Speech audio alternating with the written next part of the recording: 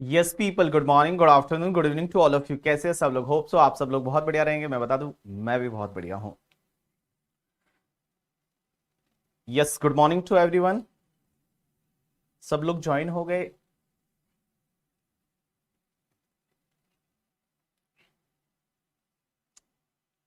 Yes sir, good morning. चलिए, तो last के लेक्चर में क्या पढ़ा था एक बार उसको क्विकली रिवाइज कर देते हैं और उसके बाद आज अपन आगे पढ़ना चालू करेंगे। तो लास्ट के लेक्चर में क्या पढ़ा था? एक बेसिक सा लेक्चर था जिसमें मैंने आपको सबसे ज्यादा टाइम तो दिया था सिलेबस को समझाने में कि आपके एग्जाम के लिए क्या क्या आपको पढ़ना है। तो यहां पे मैंने आपको पूरा सिलेबस समझाया था। ये पेपर नंबर 4 है जो कि 100 मार्क्स का रहेगा। इंटरनेशनल टैक्सेशन का सेपरेटली वेटेज नहीं दे रखा कि इंटरनेशनल टैक्सेशन कितने मार्क्स का है, वो अलग से नहीं दे रखा है। इसका मतलब एग्जाम में कुछ भी हो सकता है। 25 मार्क्स का भी आ सकता है, 40 मार्क्स का भी आ सकता है। एक बार आईसीआई उसके लिए मॉडल टेस्ट पेपर जब देगी, मॉक टेस्ट पेपर देगी, तब अपने को समझ में आएगा और जब भी वो आएगा तब मैं आपके सामने बता दूंगा करके। ठीक है, चलिए। उसके बाद मैंने आपको यह बताया था कि हमारी गवर्नमेंट है वो टैक्स क्यों लेती है, क्योंकि आपने उसको एक रेस्पॉन्सिबिलिटी दे रखी है। इंडिया को रन करना है, इंडिया को डेवलप करना है। और इंडिया को रन करना, डेवलप करना, उसके लिए दो चीजों की जरूरत पड़ती है। One is the power, power की जरूरत पड़ती है, और दूसरा है वो पैसे की जरूरत पड़ती है। पावर कहां से आती है? कॉन्स्टिट्यूशन ऑफ इंडिया से आती है। एक एंट्री नंबर 82 आती है यूनियन लिस्ट की 7 शेड्यूल के अंदर, और उसमें यह बोला हुआ है कि अगर हमारी सेंट्रल गवर्नमेंट चाहे तो इनकम पे टैक्स ले सकती है other than agriculture income. Agriculture income को छोड़ दो। एग्रीकल्चर इनकम पे कौन टैक्स ले सकता है? तो एग्रीकल्चर इनकम पे स्टेट गवर्नमेंट चाहे तो टैक्स ले सकती है, बट आजकल कोई भी स्टेट गवर्नमेंट टैक्स नहीं लेती है। पैसा कहां से आएगा? तो पैसे के लिए सबसे पहले बिजनेस करती है गवर्नमेंट। बिजनेस से जो उनकी नीड है वो कंप्लीट नहीं होती है, तो वो क्या करते हैं? अपने पेरेंट्स से मांगते हैं पैसा। और पेरेंट्स कौन है? वो आप लोगों, आपसे टैक्सेस के फॉर्म में पैसा मांगते हैं, और उससे भी उनकी नीड कंप्लीट नहीं होती, तो वो लोग क्या करते हैं? लोन लेते हैं। लोन कहां से लेते हैं? वर्ल्ड बैंक से, आईएमएफ वगैरह से, किसी और कंट्री से लोन लेते हैं। अब एक चीज समझना, आपको इनकम टैक्स को समझने के लिए आपको किन किन चीजों का नॉलेज होना चाहिए। What is the source of income tax law? तो अगर मैं source of income tax law की बात करूं तो एक इनकम टैक्स एक्ट 1961 है। This is basically a captain of the income tax law. Means income tax act 1961 है जिसमें जितने भी प्रोविजन है वो उसमें दे रखे हैं। एक होता है इनकम टैक्स रूल्स 1962। रूल्स क्या करता है? एक्ट को सपोर्ट करने के लिए रूल्स होते हैं। जैसे जितनी भी डेप्रिसिएशन की रेट है, जितने भी फॉर्म्स है, वैल्यूएशन के रूल्स है, वो सब आपके रूल्स में दे रखे हैं। रूल्स हमेशा इनकम टैक्स एक्ट को सपोर्ट करने के लिए होते हैं। उसके बाद में हर साल क्या होता है? एक फाइनेंस एक्ट आता है। फाइनेंस एक्ट कैसे आता है? सबसे पहले एक फाइनेंस बिल आता है जो कि 1 फेब को प्रेजेंट होता है। 1 फेब को प्रेजेंट होता है पार्लियामेंट में, फाइनेंस मिनिस्टर प्रेजेंट करती है। उसके बाद में क्या होता है कि उस पर डिस्कशन होता है। डिस्कशन के बाद में दोनों हाउसेस से पास किया जाता है। उसके बाद जिस दिन उसको प्रेसिडेंट साइन कर लेता है वो फाइनेंस बिल से फाइनेंस एक्ट बन जाता है।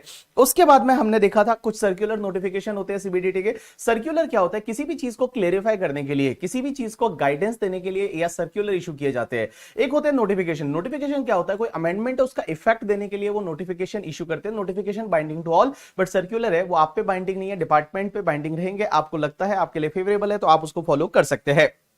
उसके बाद supreme court and high court के जजमेंट्स। अब एक बात समझना, इंडिया में सुप्रीम कोर्ट एक ही है करके, ठीक है। हाई कोर्ट जो है वो आपके हर स्टेट में है। ऐसा नहीं कि आप बोलोगे कि सुप्रीम कोर्ट है वो ज्यादा है, ऐसा नहीं है। सुप्रीम कोर्ट है वो एक ही है करके, ठीक है। जैसे वो क्या बोला, कल एक मैं बस्सी का वीडियो देख रहा था तो उसमें बोला यूपीएससी करके, ठीक है। यूपीएससी का फुल फॉर्म क्या होता है? तो बोलता है यूपीएससी का मतलब उत्तर प्रदेश सुप्रीम कोर्ट। ऐसा नहीं है करके, ठीक है। यूपीएससी अलग है और सुप्रीम कोर्ट अलग है। तो सुप्रीम कोर्ट है वो इंडिया में एक ही है, जिसको एपेक्स कोर्ट भी बोला जाता है। सुप्रीम कोर्ट का जो भी जजमेंट आता है वो पूरे इंडिया पे एप्लीकेबल होता है। और सुप्रीम कोर्ट जो है वो, उसका जो जजमेंट है वो लॉ ऑफ लैंड माना जाता है। लॉ ऑफ लैंड का मतलब भैया ये लॉ बन गया, लेकिन जब तक सुप्रीम कोर्ट का जजमेंट को ओवरराइड नहीं किया जाता बाय द लॉ। तो लॉ ने अगर सुप्रीम कोर्ट के जजमेंट को ओवरराइड कर लिया, सुप्रीम कोर्ट ने अगर सुप्रीम कोर्ट के जजमेंट को अगर लॉ मेकर्स ने ओवरराइड कर दिया, तो सुप्रीम कोर्ट का जजमेंट है वो नलीफाई हो जाएगा। उसके बाद हाई कोर्ट्स के जजमेंट है वो उस पर्टिकुलर जुरिस्डिक्शनल एरिया पे एप्लीकेबल होते हैं। जैसे बॉम्बे हाई कोर्ट का जजमेंट है वो महाराष्ट्र पे एप्लीकेबल होगा, अगर मैं बताऊं करके, ठीक है। राजस्थान हाईकोर्ट का जजमेंट है तो राजस्थान पे एप्लीकेबल होगा। कर्नाटका हाईकोर्ट का कर्नाटका पे एप्लीकेबल होगा, बाकी स्टेट पे एप्लीकेबल नहीं होता। उसके बाद सेक्शन 4 होती है charging section of income tax. Charging section ये बोलती है कि income tax is charge for every assessment year. Her assessment year में लगेगा। किस पे लगेगा? जो पर्सन दे रखा है सेक्शन 2 क्लॉज नंबर 31 में, उन पर्सन पे लगेगा। और कौन सी इनकम पे लगेगा? जो प्रीवियस ईयर में इनकम अर्न की है उस पे लगेगा। असेसमेंट ईयर में जाके आपको इनकम टैक्स है वो पे करना पड़ेगा। प्रीवियस ईयर किसको बोलते हैं? तो प्रीवियस ईयर बेसिकली उस ईयर को बोलते हैं जिस ईयर में आप इनकम कमाते हो। तो जिस ईयर में आप इनकम कमाते हो उसको बोला जाता है प्रीवियस ईयर, और जिस ईयर में उस पे आप टैक्स भरते हो that is called your assessment year. Income tax में नॉर्मली हर चीज जो है वो असेसमेंट ईयर वाइज देखी जाती है, बोला जाता है असेसमेंट ईयर वाइज। तो जितने भी अमेंडमेंट आते हैं उस अमेंडमेंट में ये लिखा हुआ है कि 1 अप्रैल 2024 से, इसका मतलब ये असेसमेंट ईयर 24-25 प्रीवियस ईयर 23-24 के एप्लीकेबल होगा। प्रीवियस ईयर हमेशा नॉर्मली 12 महीने का होता है, लेकिन अगर किसी ईयर में आपका business in between the year चालू हो रहा है, कोई नया source of income in between the year आया है, तो उस पर्टिकुलर ईयर केस में, उस पर्टिकुलर ईयर में आपका प्रीवियस ईयर स्टार्ट होगा जब से आपका बिजनेस या प्रोफेशन स्टार्ट हुआ या नया सोर्स आया वहां से लेके, और it will end by 31 March. Assessment year उसके बाद का 12 मंथ का पीरियड है, वो असेसमेंट ईयर होता है। पर्सन की डेफिनेशन में कौन कौन आएगा? Individual, HUF, AOP, BOI, artificial juridical person, उसके बाद कंपनी है, पार्टनरशिप फर्म है और लोकल अथॉरिटी है, ये तुम्हारे पर्सन की डेफिनेशन में आएंगे। अब क्वेश्चन ये आता है असेसी कौन होता है? तो मैं आपको बताऊं असेसी कौन होता है। If any person required to pay any tax, अगर कोई भी पर्सन है जिसको टैक्स पे करना आता है, और any other sum under income tax act 1961। अब आप बोलोगे एनी अदर सम में क्या हो सकता है? जैसे आपने कोई फीस पे करनी है, आपको टैक्स पे नहीं करना है बट आपको कोई फीस पे करनी है, जैसे पैन और आधार को लिंक नहीं किया तो एक फीस पे करनी पड़ती है, आप अगर फीस पे करते हो तो भी आप असेसी बन जाते हो। या फिर अगर आपने कोई पेनल्टी पे करनी है, तो पेनल्टी पे करनी है, तो पेनल्टी जो है वो कोई टैक्स नहीं है बट तो भी आपको असेसी बना देगा करके, ठीक है। तो यहां क्या लिखा है कि any person who is liable to pay the tax, या तो liable to pay the tax है, और एनी अदर सम मींस कोई फीस है, पेनल्टी है, वो पे करना है, तो भी आप असेसी की डेफिनेशन में आ जाओगे। But it include person in respect of which any proceeding is initiated. अगर कोई पर्सन ऐसा है जिसके अगेंस्ट कोई प्रोसीडिंग इनिशिएट कर चुके हैं, प्रोसीडिंग का मतलब होता है असेसमेंट, प्रोसीडिंग का मतलब होता है असेसमेंट प्रोसीडिंग, तो अगर मान लो किसी का असेसमेंट चालू हो गया तो वो असेसी बन जाएगा। या फिर डीम्ड असेसी। अब आप बोलोगे डीम्ड असेसी क्या होता है? जो असेसी है नहीं लेकिन उसको असेसी हम मान लेंगे, that is called deemed assessee. Deemed assessee क्या होता है? जैसे एग्जांपल के लिए आपने सुना होगा ट्रस्ट, जो एनजीओज होते हैं, तो एनजीओज के जितने भी ट्रस्टी होते हैं ना, वो डीम्ड असेसी माने जाते हैं। एनजीओ जो है वो एनजीओ के जितने भी ट्रस्टी रहेंगे वो ट्रस्टी आपके डीम्ड असेसी माने जाएंगे। वो असेसी है नहीं बट तो भी उनको असेसी मान लेंगे करके, ठीक है। उसके बाद में होता है एक असेसी इन डिफॉल्ट। अब आप बोलोगे असेसी इन डिफॉल्ट क्या होता है करके, ठीक है। असेसी इन डिफॉल्ट क्या होता है? तो असेसी इन डिफॉल्ट का मतलब होता है कि इनकम टैक्स में ऐसी बहुत सारी जगह है जहां पे अगर आप कोई कंप्लायंस नहीं करते हो तो आप असेसी इन डिफॉल्ट माने जाते हो। एग्जाम्पल के लिए कल मैंने आपको बताया था कि वोडाफोन के केस में वोडाफोन ने हचसन हांगकांग को जब पेमेंट किया टीडीएस काटा ही नहीं, तो टीडीएस काटना था, बोला टीडीएस नहीं काटा तो असेसी इन डिफॉल्ट बन गई वोडाफोन। तो आप अगर किसी का टीडीएस काटना था, आपने टीडीएस नहीं काटा तो आप असेसी इन डिफॉल्ट बन जाओगे। तो असेसी इन डिफॉल्ट जो होता है वो पर्सन भी आपका असेसी माना जाता है। किसी ने पूछा कि सर एओपी बीओआई में क्या फर्क है? देखो बोलते टाइम और पढ़ते टाइम सीए फाइनल में भी हम एओपी बीओआई दोनों को साथ में पढ़ेंगे, लेकिन फर्क क्या रहता है? देखो एओपी में कोई भी पर्सन जाके मेंबर बन सकता है। जैसे दो कंपनियां आपस में मिलकर एक एओपी बना सकती है, आंसर इज यस। जैसे ए बी लिमिटेड है मान लो, बी बी लिमिटेड है, सी बी लिमिटेड है, वो आपस में मिलके और तीनों मिलके एक मान लो एक ऑर्गेनाइजेशन बनाती है, that will be AOP, association of person. But body of individual में क्या होगा? सिर्फ इंडिविजुअल लोग ही साथ में आएंगे। जैसे हम सब लोगों ने मिलके जो है वो, अगर मान लो सब इंडिविजुअल लोगों ने मिलके और हमने बोला कि चलो नवरात्रि का सीजन है, इसमें हम क्या करेंगे, पानी की बोतल बेचेंगे या आइसक्रीम बेचेंगे, ऐसा किया अपन ने और थोड़े टाइम के लिए वो रखा, तो this is called your BOI, because body of individuals जितने भी लोग हैं वो सब कौन है? इंडिविजुअल है, वही मेंबर होता है, दैट इज कॉल्ड बीओआई। चलिए अब एक और ये छोटा सा कॉन्सेप्ट है, लेकिन एक बात बताऊं, इसके बारे में इन फ्यूचर में हम आगे जाके कहीं ना कहीं पे पढ़ने वाले हैं, तो इस पे मैं ज्यादा अभी टाइम नहीं लूंगा क्योंकि ये सेक्शंस आगे जाके कहीं ना कहीं वापस आएगी। तो मैं अभी थोड़ा सा टाइम लेके और इस पार्ट को कंप्लीट करूंगा और उसके बाद में हम थोड़ा प्रैक्टिकल पार्ट पे जाएंगे। चलिए, मैंने आपको यह बताया कि प्रीवियस ईयर में आप इनकम कमाते हो तो उस पर टैक्स आपको असेसमेंट ईयर में जाके भरना पड़ता है, क्योंकि असेसमेंट ईयर में आप रिटर्न फाइल करते हो, असेसमेंट ईयर में आपका इंटीमेशन आता है, प्रोसेसिंग होती है, असेसमेंट ईयर में आपका असेसमेंट होता है। लेकिन कुछ केसेस ऐसे हैं, ये टोटल 4-5 केसेस ऐसे हैं जिसमें प्रीवियस ईयर में आप इनकम कमा रहे हो ना, तो प्रीवियस ईयर में ही आपको टैक्स भरना पड़ेगा। मींस इनकम आपने प्रीवियस ईयर में कमाई और प्रीवियस ईयर में ही आप टैक्स भर दो। ऐसे एक्सेप्शनल केसेस ये इंटरमीडिएट में भी आपने पढ़े होंगे। ऐसे सर कौन कौन से केसेस है? तो सबसे पहली एक सेक्शन 172 होती है, इसके बारे में हम इन डिटेल आगे जाके पढ़ेंगे। बट होता क्या है, मैं आपको इजीली आप समझ जाओगे। एक बात बताओ, बहुत बार क्या होता है, इंडिया में जो शिप आती है बाहर से, बड़ी बड़ी शिप इंडिया आती है, मुंबई पोर्ट पे आई और शिप आई इंडिया में और फिर इंडिया से सामान है वो लोड करके और वापस जा रही है। अब एक बात बताओ, जो फॉरेन शिप होती है, हमको क्या भरोसा कि वो असेसमेंट ईयर में आके टैक्स भरेगी या नहीं भरेगी? क्योंकि इंडियन पोर्ट पे जो भी उस पे जो गुड्स लोड हुआ है, जो भी गुड्स उस पे लोड हुआ है इंडियन पोर्ट पे, उसका जो भी उनको फ्रेट मिला है, जो भी उनको भाड़ा मिला है, उस भाड़े पे इंडिया में टैक्स भरना पड़ेगा। तो असेसमेंट ईयर में वो वापस इंडिया आएगी या नहीं, हमको क्या पता, हमको तो भरोसा ही नहीं है। एक बात बताओ, वो शिप आई, इंडिया से सामान भरा उसमें और चली गई, अब वो नॉन रेजिडेंट फॉरेन कंपनी की शिप रहेगी, वो इंडिया में वापस आएगी या नहीं, उसका असेसमेंट ईयर में रिटर्न फाइल कौन करेगा, हमको तो पता ही नहीं चलेगा करके, ठीक है, हमको तो पता ही नहीं चलेगा। तो उस केस में इन्होंने एक सेक्शन 172 डाली है। और सेक्शन 172 क्या बोलती है पता है? सेक्शन 172 कि वो शिप जब इंडियन पोर्ट को छोड़ के जाती है ना, जैसे ही इंडियन पोर्ट वो लीव करती है, उससे पहले पहले वो शिप को क्या करना पड़ेगा, जो शिप का मास्टर या कैप्टन होगा उसको इंडिया में रिटर्न तभी फाइल करना पड़ेगा, तभी टैक्स भरना पड़ेगा, और जब वो टैक्स भर देगा तभी हम उसको इंडियन टेरिटरी छोड़ने देंगे, अदरवाइज नहीं देंगे।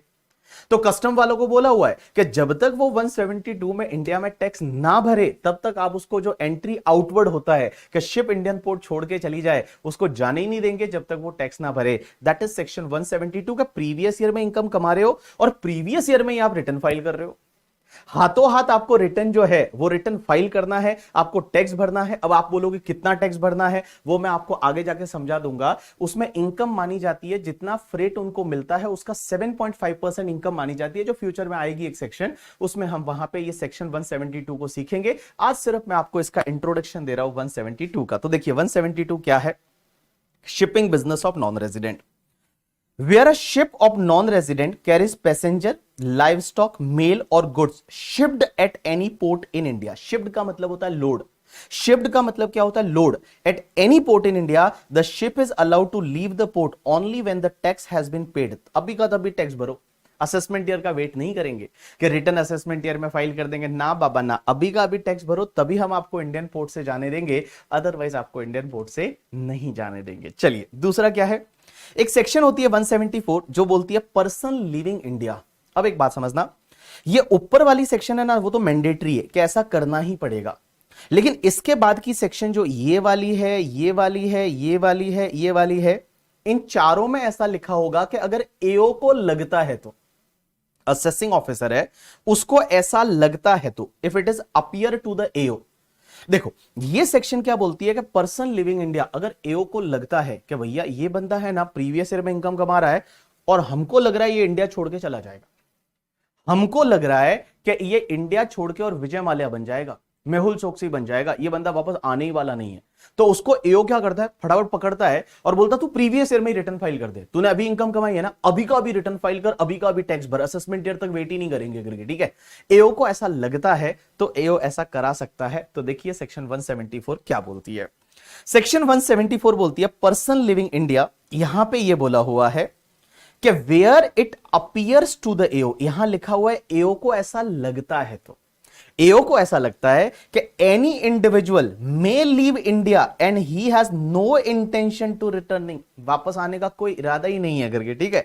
The income of such individual for period up to the probable date of his departure from India is chargeable to tax in the current year only. Current year में ही भैया बोलेगा कि तुम टैक्स भर लो, असेसमेंट ईयर का wait ही नहीं करेंगे। उसके बाद तीसरा पॉइंट कि अगर आपने कोई एओपी बीओई बनाया या आर्टिफिशियल जुरिडिकल पर्सन जो है वो बनाया फॉर अ पर्टिकुलर इवेंट और अ पर्पस, किसी पर्टिकुलर इवेंट या पर्पस के लिए आपने एओपी बीओआई बनाया। एक एग्जांपल लेता हूं, जैसे क्या होता है महाराष्ट्र में सबसे बड़ा फेस्टिवल होता है जिसको गणपति फेस्टिवल बोला जाता है, गणपति सबसे बड़ा फेस्टिवल है। तो गणपति में क्या होता है, मैंने क्या किया, मैं और मेरे 4-5 फ्रेंड मिल गए हम लोग, और हमने बोला कि गणपति में एक काम करते हैं, हम लोग मूर्तियां जो होती है वो बनाने का काम चालू करते हैं गणपति में, ठीक है। तो हम 10 फ्रेंड मिल गए और 10 फ्रेंड ने क्या किया, वो मिट्टी लाई, उसके बाद उसमें कारीगर लाए और उनको बोला गणपति की मूर्तियां बनाओ, और गणपति की मूर्तियां बनाई। और हमने कोई पार्टनरशिप फर्म नहीं बनाया, कोई कंपनी बनाया नहीं बनाया, हम 10 लोग थे, बीओआई बनाया। अब एक बात समझना, वो जैसी गणपति की मूर्तियां बनाने के बाद हमने वो मूर्तियां जो है वो उसी पीरियड में सेल आउट कर दी, उससे जो प्रॉफिट होता था वो प्रॉफिट हमने बांट लिया और हमने उस एओपी को बंद कर दिया। जो एओपी बीओआई थी उसको बंद कर दिया, सिर्फ एक पर्टिकुलर इवेंट के लिए ही तो हमने बनाया था कि गणपति का फेस्टिवल है और वो गणपति की फेस्टिवल के लिए हमने वो मूर्तियां बनाई थी और उसके बाद में हमने वो बंद कर दिया। ऐसा ही आप एग्जांपल ले सकते हो कि जैसे मान लो बहुत बार नवरात्रि होती है, तो नवरात्रि के पीरियड में हमने कोई बिजनेस चालू किया, उसके बाद हमने बंद कर दिया, उसको डिसॉल्व कर दिया, तो उस पर्टिकुलर केस में क्या होगा, अगर एओ को लगता है तो वो असेसमेंट ईयर तक वेट नहीं करेगा कि असेसमेंट ईयर में रिटर्न फाइल करो, असेसमेंट ईयर में जाके टैक्स भरना है, नहीं, हाथों हाथ बोलेगा। अगर एओ को लगता है तो हाथों हाथ आपसे टैक्स लिया जाएगा। ये वाला जो पॉइंट है सेक्शन 174 ए बोलता है करके, ठीक है। तो देखिए यहां पे एओपी बीओआई आपने बनाई, that is likely to be dissolve in the same year, same year में आप उसको डिसॉल्व कर रहे हो। He can make the assessment of income up to the date of dissolution as the income of the current year only, means previous year में ही उस पे टैक्स है वो भर सकता है करके, ठीक है। चलिए उसके बाद में a person likely to transfer the property to avoid tax, ये क्या होता है, जैसे मैं एक एग्जांपल लेता हूं, ठीक है। This is similar to the ऊपर वाला जो पॉइंट था पर्सन लिविंग इंडिया, इसके जैसा ही है। इसमें होता क्या है, जैसे फॉर एन एग्जांपल मेरे पास में कुछ असेट है और मैं क्या कर रहा हूं, प्रीवियस ईयर में फटाफट उसको सेल ऑफ कर रहा हूं, मैं फटाफट उस असेट्स को सेल ऑफ कर रहा हूं, और सेल ऑफ करके मेरा कोई इंटेंशन नहीं है कि मैं टैक्स भरूंगा। फॉर एन एग्जांपल एक और एग्जांपल लेते हैं करके, ठीक है। जैसे एक एग्जांपल लेते हैं कि मान लो मेरे ऊपर ऐसा कुछ हो गया करके जिसमें मुझे लगता है कि भाई मान लो मेरे को जेल हो जाएगी या मैं इंसॉल्वेंट हो जाऊंगा, तो मैं क्या कर रहा हूं, इंसॉल्वेंट होने से पहले पहले जो मेरे नाम पे जितनी भी एसेट है उसको मैं बेच रहा हूं, मैं उसको बेच रहा हूं, ट्रांसफर कर रहा हूं, मान लो मेरे घर वालों को दे रहा हूं करके, ठीक है, या किसी रिलेटिव को ट्रांसफर कर रहा हूं।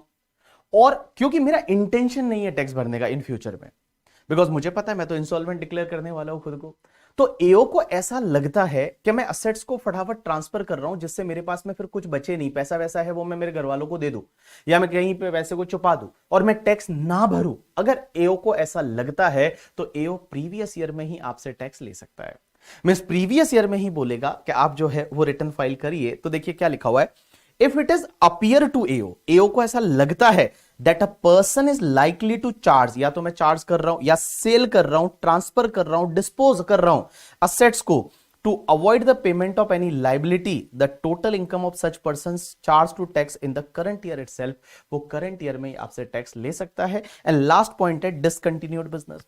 अगर मान लो मेरा कोई बिजनेस 10 साल से चला आ रहा था, करंट प्रीवियस ईयर में मैंने बिजनेस बंद कर दिया, तो अगर मैंने बिजनेस बंद कर दिया और यहां पे एओ को लगता है करके, ठीक है, तो एओ जो है वो करंट ईयर में ही मेरे से टैक्स ले सकता है, प्रीवियस ईयर में ही मेरे से टैक्स ले सकता है करके, ठीक है। तो देखिए क्या लिखा हुआ है, वेयर एनी बिजनेस और profession is discontinued, the income of the period up to the date of such discontinuance may at the discretion of the AO, में से यहां पे AO को लगता है ऐसा तो वो करंट ईयर में ही मेरे से टैक्स ले सकता है। तो ये वाले पॉइंट इन फ्यूचर में भी आने वाले हैं, ये वाले पॉइंट है ये इन फ्यूचर में भी आने वाले। अब आप बोलोगे एओ को कैसे पता चलेगा, क्या चलेगा, अब देखो लॉ में प्रोविजन है, जब एओ आपकी पुरानी असेसमेंट वगैरह कर रहा होता है तब पता चल जाता है कि आप विजय माल्या बनने वाले हो, ठीक है, आप यहाँ पे इंडिया छोड़ के जाने वाले हो, आपका कोई इंटेंशन नहीं है, तो हो सकता है आप जाने से पहले जितना भी आपका इनकम रहेगा उस पर टैक्स है वो हाथों हाथ ले लेगा और रिटर्न है वो प्रीवियस ईयर में ही आपको फाइल करना पड़ेगा करके। शिनम यस। चलिए एक बार मैं वापस से रिवाइज करा देता हूं, कुछ केसेस ऐसे होते हैं जिसमें प्रीवियस ईयर में इनकम कमाते हो, प्रीवियस ईयर में ही टैक्स भरना पड़ेगा। कौन कौन से, पहला नॉन रेजिडेंट आया था शिप लेके, और शिप लेके जब जा रहा था उससे पहले पहले बोला रुक रुक और यहीं पे टैक्स भर के जा। उसके बाद 4 केस ऐसे जिसमें अगर एओ को लगता है तो पहला क्या कि अगर मान लो कोई पर्सन का परमानेंट इंडिया के बाहर जाने वाला है, दूसरा एओपी बीओआई आपने बनाया था वो किसी पर्टिकुलर इवेंट के लिए बनाया था, वो इवेंट खत्म हो गया करके, ठीक है, तब, और तीसरा अगर मान लो आप प्रॉपर्टी ट्रांसफर करने वाले हो, असेट है उसको ट्रांसफर करने वाले हो, किसी को गिफ्ट करने वाले हो क्योंकि अवॉइड टू टैक्स लायबिलिटी के लिए।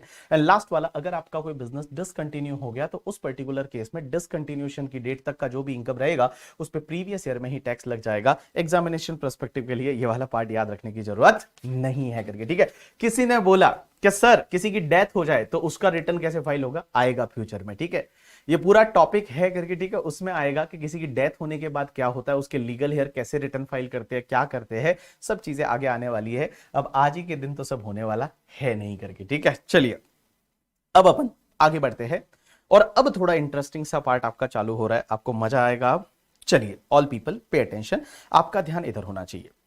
एक चीज समझना, जब भी मैं आपको पढ़ाता हूं तो पढ़ाते टाइम मैं जब बोलूं आपका ध्यान इधर होना चाहिए, इसका मतलब आपका ध्यान इधर होना चाहिए। आप बुक में नहीं देखेंगे, आप अपनी बुक में नहीं देखेंगे, बुक को बंद कर देंगे और आपका ध्यान इधर होना चाहिए। चलिए तो अब हम क्या सीखने वाले हैं, अब हम क्या सीखने वाले हैं, चलिए तो सबसे पहला टॉपिक आज हम चालू कर रहे हैं, that is tax rate for your examination, that is tax rates for assessment year 24-25। Assessment year 24-25 इसका मतलब previous year 23-24, previous year 23-24 means 1 अप्रैल 2023 से लेके और 31 मार्च 2024 के बीच में जो आप इनकम कमा रहे हो उस पे सर टैक्स कौन सी रेट से लगेगा, क्या टैक्स रेट है। तो देखिए टैक्स रेट है ना, हमारे इनकम टैक्स में दो तरह की टैक्स रेट रहती है सर, दो तरह की टैक्स रेट रहती है। यस, कुछ इनकम पे टैक्स रेट रहती है जिसको बोला जाता है स्पेशल टैक्स रेट, और एक होती है तुम्हारी नॉर्मल टैक्स रेट। तो एक तो होती है तुम्हारी स्पेशल टैक्स रेट। अब आप बोलोगे ये स्पेशल टैक्स रेट क्या होती है, इधर देखो सब लोग, कुछ देखना नहीं है कहीं पे भी, स्पेशल टैक्स रेट क्या होती है। तो स्पेशल टैक्स रेट का मतलब होता है, जैसे आपने सुना होगा कि लॉन्ग टर्म कैपिटल गेन होता है ना, long term capital gain normally जब आप घर बेचते हो या कोई मान लो आपने कोई ज्वेलरी बेचा या आपने कोई असेट बेचा, long term capital gain normal वाला है जो अंडर सेक्शन 112 में टैक्सेबल होता है, उस पर टैक्स रेट आपको पता है 20% रहती है। लॉन्ग टर्म कैपिटल गेन पे 20% टैक्स लगता है। अगर मैं बात करूं long term capital gain under section 112A वाला, दैट इज शेयर मार्केट वाला, लॉन्ग टर्म कैपिटल गेन, ये नोट करना है, आंसर इज नो। आपको कुछ भी नोट करने की जरूरत नहीं, इसका पीडीएफ आपको मिल जाएगा, तो आपको कुछ भी नोट करने की जरूरत नहीं, आप सिर्फ इधर देखते जाइए, सब चीजें दे रखी है, आपका ध्यान इधर होना चाहिए। Long term capital gain under section 112A ये आपका शेयर मार्केट से होता है। आप ही बताओ शेयर मार्केट से जो कैपिटल गेन लॉन्ग टर्म होता है कौन सी रेट से टैक्स लगता है। तो शेयर मार्केट से जो कैपिटल गेन होता है उस पर टैक्स लगता है 10% इन एक्सेस ऑफ 1 लाख, याद आया, 10% in excess of the 1 lakh mean share market से जो लॉन्ग टर्म कैपिटल गेन होता है उसमें 1 लाख तक कोई टैक्स नहीं लगता, 1 लाख के ऊपर वाले पे 10% की रेट से टैक्स लगता है। ऐसे ही अगर आपको शॉर्ट टर्म कैपिटल गेन हुआ शेयर मार्केट से, जिसको 111A बोलते हैं, इस पे कौन सी रेट से टैक्स लगता है, 15% की रेट से टैक्स लगता है, उस पे आपका 15% की रेट से टैक्स लगता है। उसके बाद आपको पता रहेगा जो विनिंग की इनकम्स होती है, विनिंग्स की इनकम होती है, उस पे आपका 30% की रेट से टैक्स लगता है। विनिंग्स की इनकम जो होती है वो विनिंग की इनकम है, वो आपका उस पे 30% की रेट से टैक्स लगता है, किस पे, विनिंग की इनकम पे। अब एक बात समझना, इसके साथ साथ में कुछ स्पेशल टैक्स रेट और आई है जो अपन आगे इन फ्यूचर पढ़ेंगे। एक सेक्शन 115BAA जिसमें एक डोमेस्टिक कंपनी को 22% की रेट से टैक्स लगता है। उसके बाद 115BAB जिसमें मैन्युफैक्चरिंग कंपनी को 15% की रेट से टैक्स लगता है। एक आएगी 115BAC जिसमें वो इंडिविजुअल के लिए new slab rate, alternative taxation regime वाला करके, ठीक है, वो है। उसके बाद 115BAD। तो ये सब है ना बेटा, ये सब स्पेशल टैक्स रेट है, ये सब स्पेशल टैक्स रेट है जो अपन स्पेशल सेक्शंस में पढ़ेंगे। जैसे ये वाली जो है, ये सब ये कैपिटल गेन में पढ़ेंगे। विनिंग वाला मैं अदर सोर्सेज में पढ़ाऊंगा, ये जो है ये भी हम लेटर पार्ट में पढ़ेंगे। आज हम आपको सिखाने वाले हैं that is the general tax rate. आज हमको सिखाने वाले हैं आपको जिसको बोला जाता है जनरल टैक्स रेट। अब आप बोलोगे सर जनरल टैक्स रेट कहां दे रखा है। एक तो होता है स्पेशल टैक्स रेट, ये स्पेशल टैक्स रेट जितनी भी है ना ये इनकम टैक्स एक्ट में दे रखी है। स्पेशल टैक्स रेट जितनी भी है ये आपको दे रखी है इनकम टैक्स एक्ट 1961, उस एक्ट में दे रखी है आपकी special tax rate. But sir general tax rate कहां दे रखी है, जनरल टैक्स रेट है वो कहां दे रखी है, तो जनरल टैक्स रेट आपको दे रखी है, आप जाके देखोगे फिनेंस एक्ट 2023 में।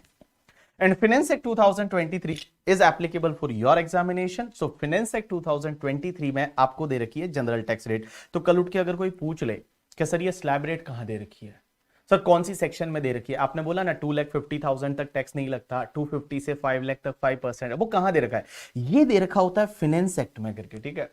और ये जितनी भी स्पेशल टैक्स रेट है ना 112, 112A, 111A, winning, 115BAA, BAB, BAC, BAD, BAE, या फिर जो क्रिप्टो करेंसी पे टैक्स कैसे लगेगा, वो सब जो है वो स्पेशल टैक्स रेट है।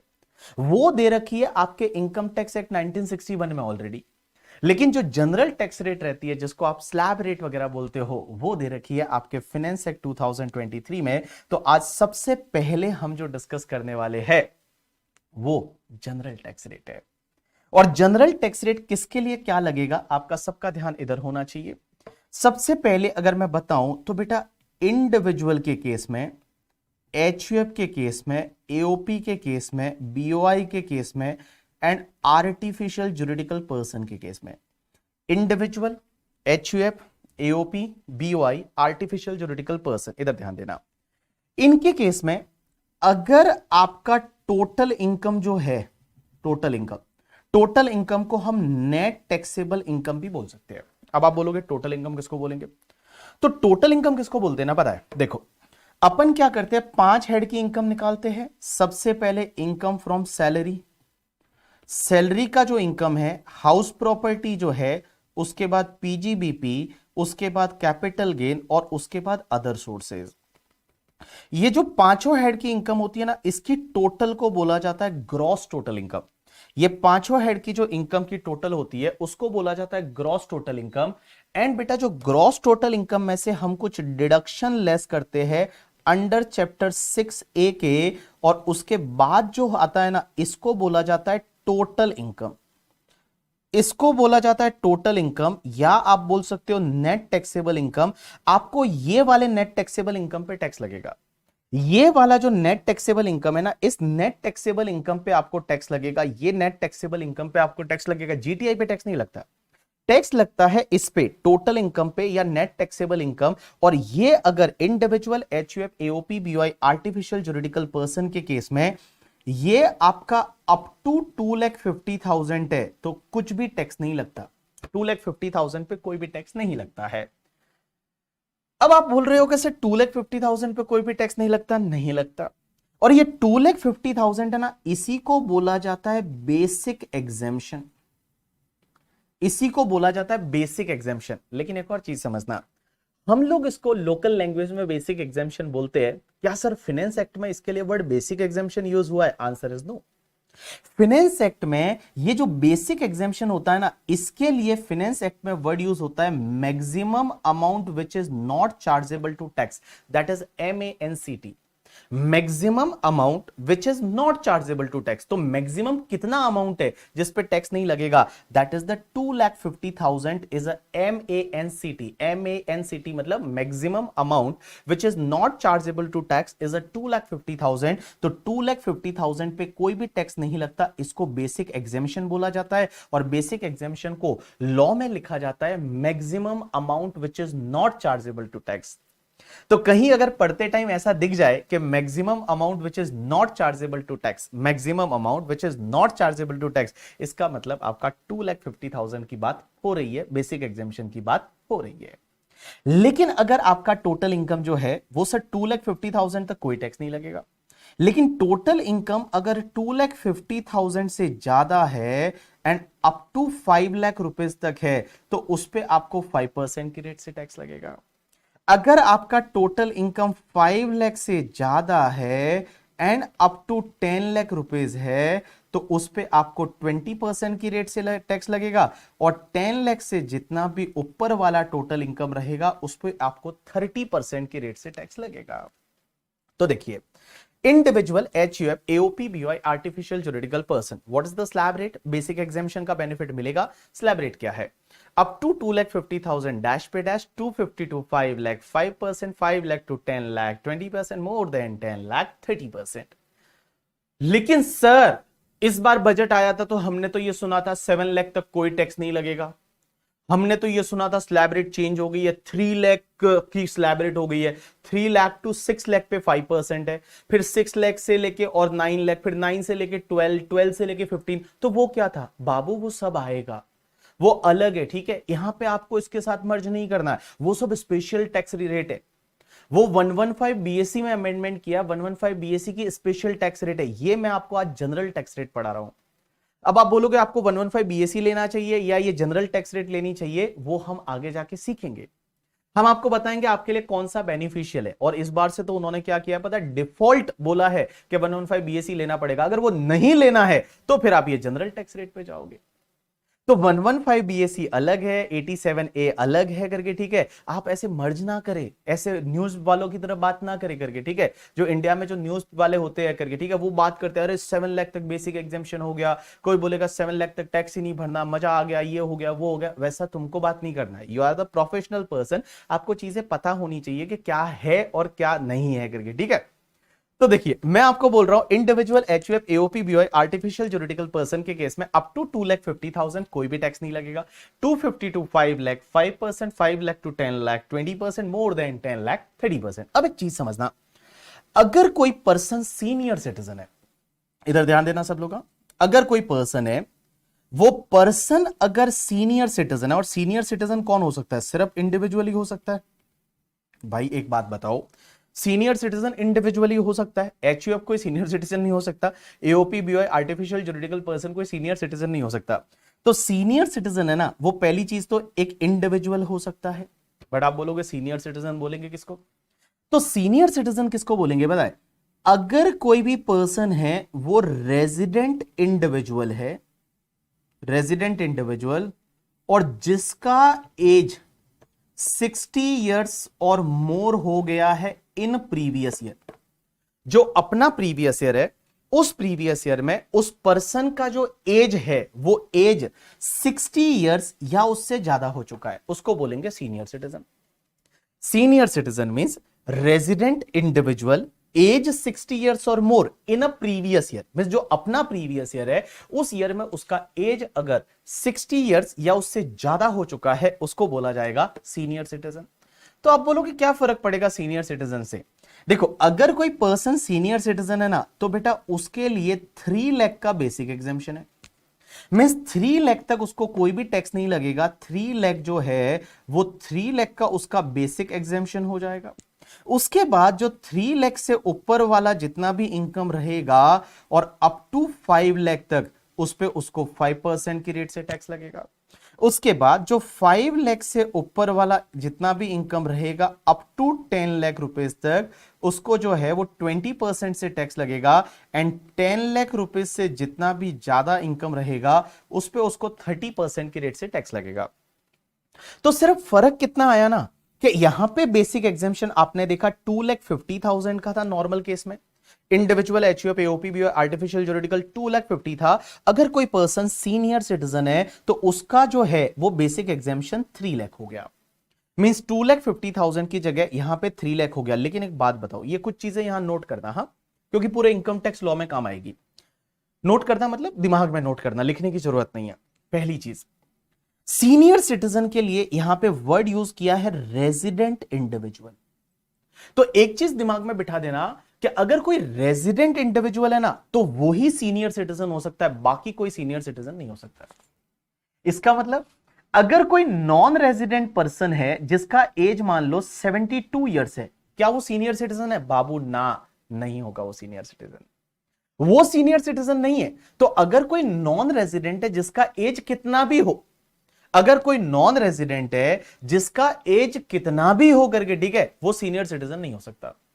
बिकॉज यहां पे जो वर्ड यूज किया है that is the resident individual होना चाहिए, रेजिडेंट इंडिविजुअल होना चाहिए जिसका एज 60 इयर्स और more in a previous year, वही सीनियर सिटीजन है। जैसे एग्जामिनर एक क्वेश्चन देगा कि एक बंदा है जिसका नाम है मिस्टर सैम, और ऐसा लिखा होगा कि उसका एज है 72 इयर्स और वो नॉन रेजिडेंट है, उसकी इनकम दे रखी है, आपको टैक्स निकालना है। आप देखोगे ओ 72 इयर्स है, सीनियर सिटीजन है क्या? सीनियर सिटीजन है ना बाबा ना, सीनियर सिटीजन जो है वो सीनियर सिटीजन नहीं है करके। सीनियर सिटीजन की पहली कंडीशन ये है कि वो बेटा रेजिडेंट इंडिविजुअल होना चाहिए, वो रेजिडेंट होना चाहिए, तभी वो सीनियर सिटीजन है, अदरवाइज नहीं है।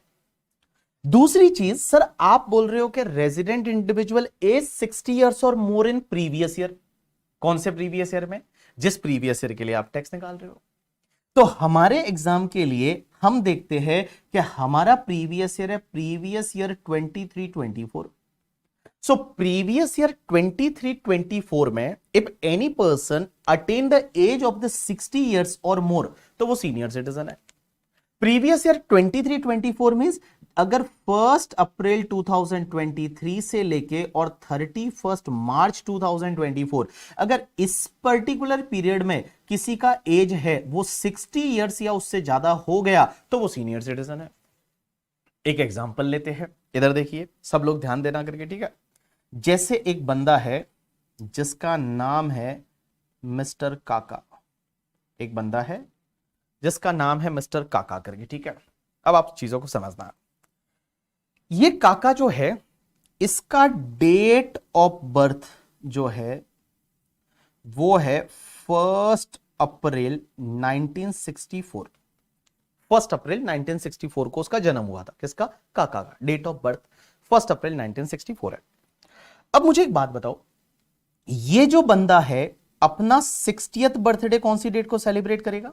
ये जो बंदा मिस्टर काका जिसका 1 अप्रैल 1964 को बर्थ हुआ था, जन्म उस दिन हुआ था, तो ये अपना 60th बर्थडे सेलिब्रेट करेगा, वो कौन सी डेट को करेगा?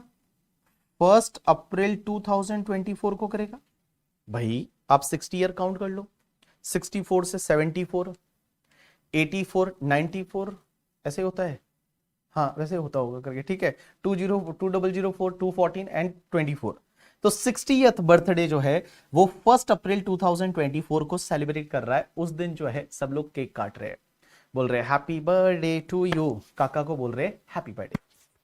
अब मेरा क्वेश्चन आपसे यह है कि सर एक बात बताओ, आप बोल रहे हो कि प्रीवियस ईयर में 60 इयर्स का एज कंप्लीट हुआ तो आप सीनियर सिटीजन हो, और अपना प्रीवियस ईयर है ये वाला 1 अप्रैल 2023 से लेके 31 मार्च 2024। तो अपना अगर मैं प्रीवियस ईयर की बात करूं तो ये तुम्हारा प्रीवियस ईयर अपना, ये मैंने एक टाइमलाइन बना दी, समय रेखा बना दी, 1 अप्रैल 2023 से लेके और 31 मार्च 2024, ये अपना प्रीवियस ईयर है। लेकिन ये अपना 60th बर्थडे यहां पे सेलिब्रेट कर रहा है ऑन 1 अप्रैल 2024, यहां पे वो अपना 60th बर्थडे सेलिब्रेट कर रहा है। मेरा क्वेश्चन आपसे यह है कि सर एक बात बताइए, इसका 60 इयर्स का एज कंप्लीट कौन सी डेट को माना जाएगा?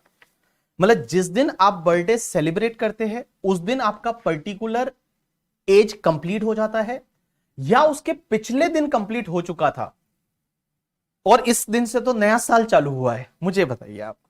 यहां पे ऐसा है ना कि अगर मान लो आप ये बोलते हो कि इसका 60 इयर्स ऑफ एज है, वो 1 अप्रैल को ही कंप्लीट होगा, 1 अप्रैल को ही कंप्लीट होगा, तो फिर इसको इस साल में हायर बेसिक एग्जामिशन का बेनिफिट नहीं मिलेगा।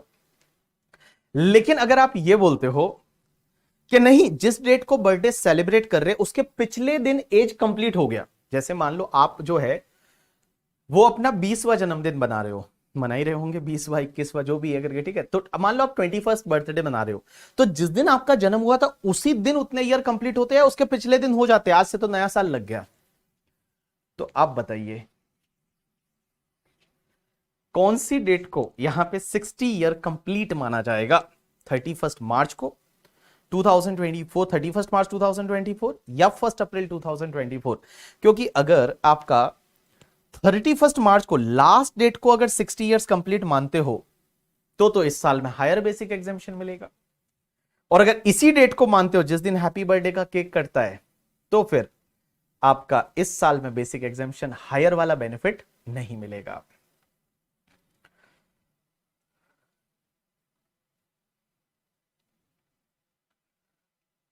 बाबू बहुत सारे लोग आंसर कर रहे हैं भाई साहब, बोल रहे हैं नहीं सर, डीम्ड करता है टाइम पर, डिपेंड करता है टाइम पर। ओ भाई साहब, क्या रात को 2 बजे जन्म हुआ था या 4 बजे, ऐसा?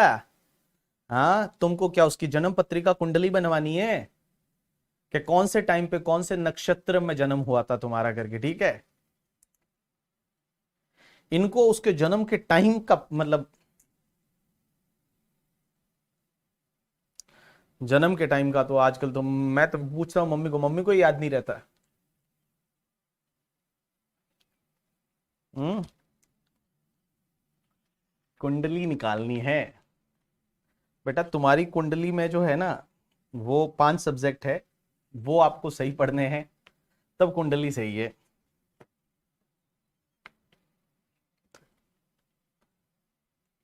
बर्थ सर्टिफिकेट मंगाना पड़ेगा। चलिए एक बात बताऊं, ये जो कॉन्सेप्ट है ना कि भाई 60 इयर्स का एज कब कंप्लीट माना जाएगा, लास्ट डेट को या जिस दिन केक काटते हैं उसी दिन को, ये मैटर है ना सुप्रीम कोर्ट तक गया। सच बता रहा हूं, सुप्रीम कोर्ट तक गया और सुप्रीम कोर्ट ने चीजों को एनालाइज किया। सुप्रीम कोर्ट जो है वो सुप्रीम कोर्ट ने चीजों को एनालाइज किया और सुप्रीम कोर्ट बोलती है कि कोई भी पीरियड कंप्लीट कब माना जाता है। जैसे मैं एक एग्जांपल लेता हूं, आप मुझे एक बात बताइए, जैसे अगर मान लो कोई चीज 15 जुलाई 2023 को स्टार्ट हुई, मींस कोई डेट है वो 15 जुलाई 2023 को स्टार्ट हुआ, तो 1 ईयर कंप्लीट कब माना जाएगा, कौन सी डेट को? तो 1 ईयर कंप्लीट माना जाएगा 14 जुलाई 2024 को। भाई सीधी सी बात है, अगर कोई 15 जुलाई 2023 से कोई चीज स्टार्ट होती है और अगर आपको 1 ईयर काउंट करना है तो 1 year will be completed by 14 July 2024। Means जो एग्जैक्ट डेट है उसका पिछला दिन, जो एग्जैक्ट डेट है उसके पिछले दिन। Answer is yes. तो इसी कॉन्सेप्ट को अप्लाई करते हुए यहां सुप्रीम कोर्ट ने बोला कि अगर आपका जो जन्म डेट है, मींस आपका मान लो जन्म डेट 1 अप्रैल है करके, ठीक है, तो आप 31 मार्च को वो पर्टिकुलर ईयर का एज है वो कंप्लीट कर चुके हो। मींस 1 अप्रैल से फिर आपका नया दिन चालू होगा, नया साल चालू होगा। इसका एक और एग्जांपल ले लेता हूं करके, ठीक है। जैसे मान लो मेरा जो डेट ऑफ बर्थ आता है 10 दिसंबर को आएगा करके, 10 दिसंबर को आएगा, 10 दिसंबर 2024 को।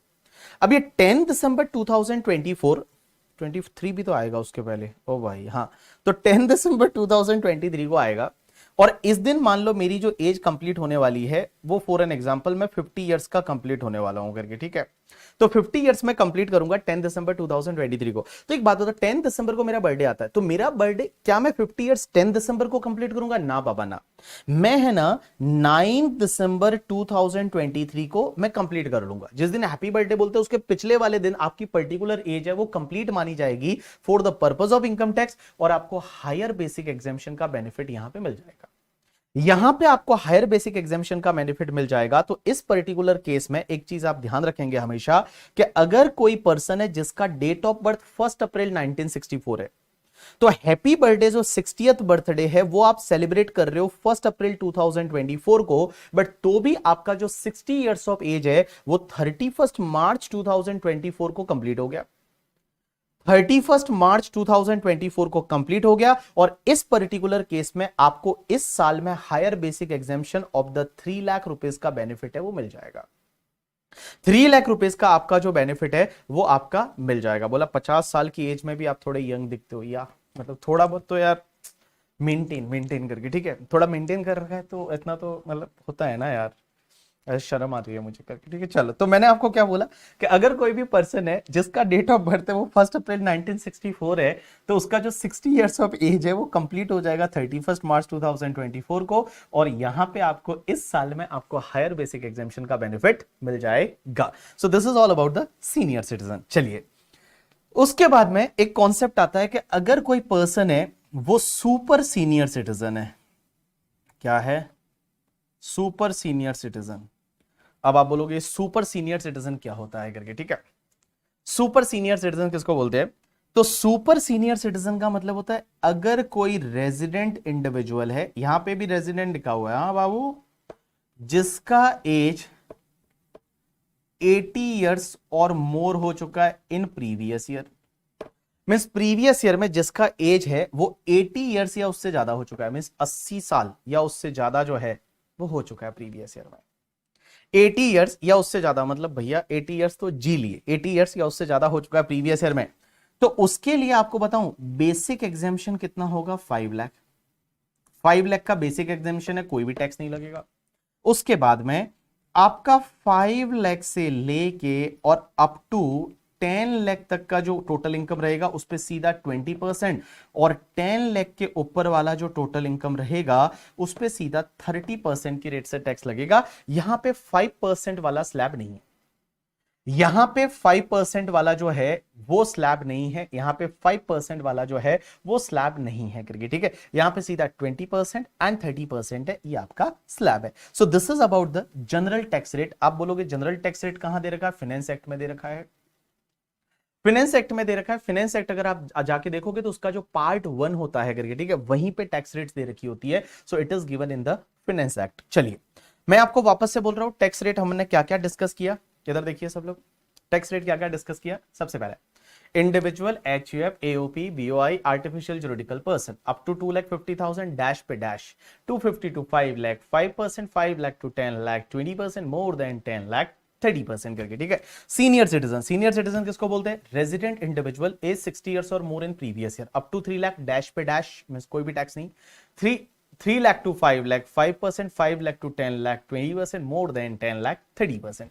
उसके बाद super senior citizen, super senior citizen जिसका 80 ईयर या उससे ज्यादा का एज है, रेजिडेंट इंडिविजुअल है, अप टू 5 लाख कोई भी टैक्स नहीं, 5 lakh to 10 lakh, 20% more than 10 lakh, 30%। अब एक बोल रहा है सर इसमें एक 87A का रिबेट भी तो मिलता है। रुक जाना बाबू, हाँ हर जगह नहीं मिलता, हाँ धीरे धीरे सब आ जाएगा, एक ही दिन में सब नहीं होने वाला, ठीक है। जैसे जैसे मैं बोल रहा हूं वैसे वैसे आप सुनते जाइए, सब चीजें आ जाएंगी। चलिए ये तो हो गई टैक्स रेट। अब एक बात समझना, एक कॉन्सेप्ट आता है जिस कॉन्सेप्ट को बोला जाता है सरचार्ज। क्या बोला जाता है? Surcharge.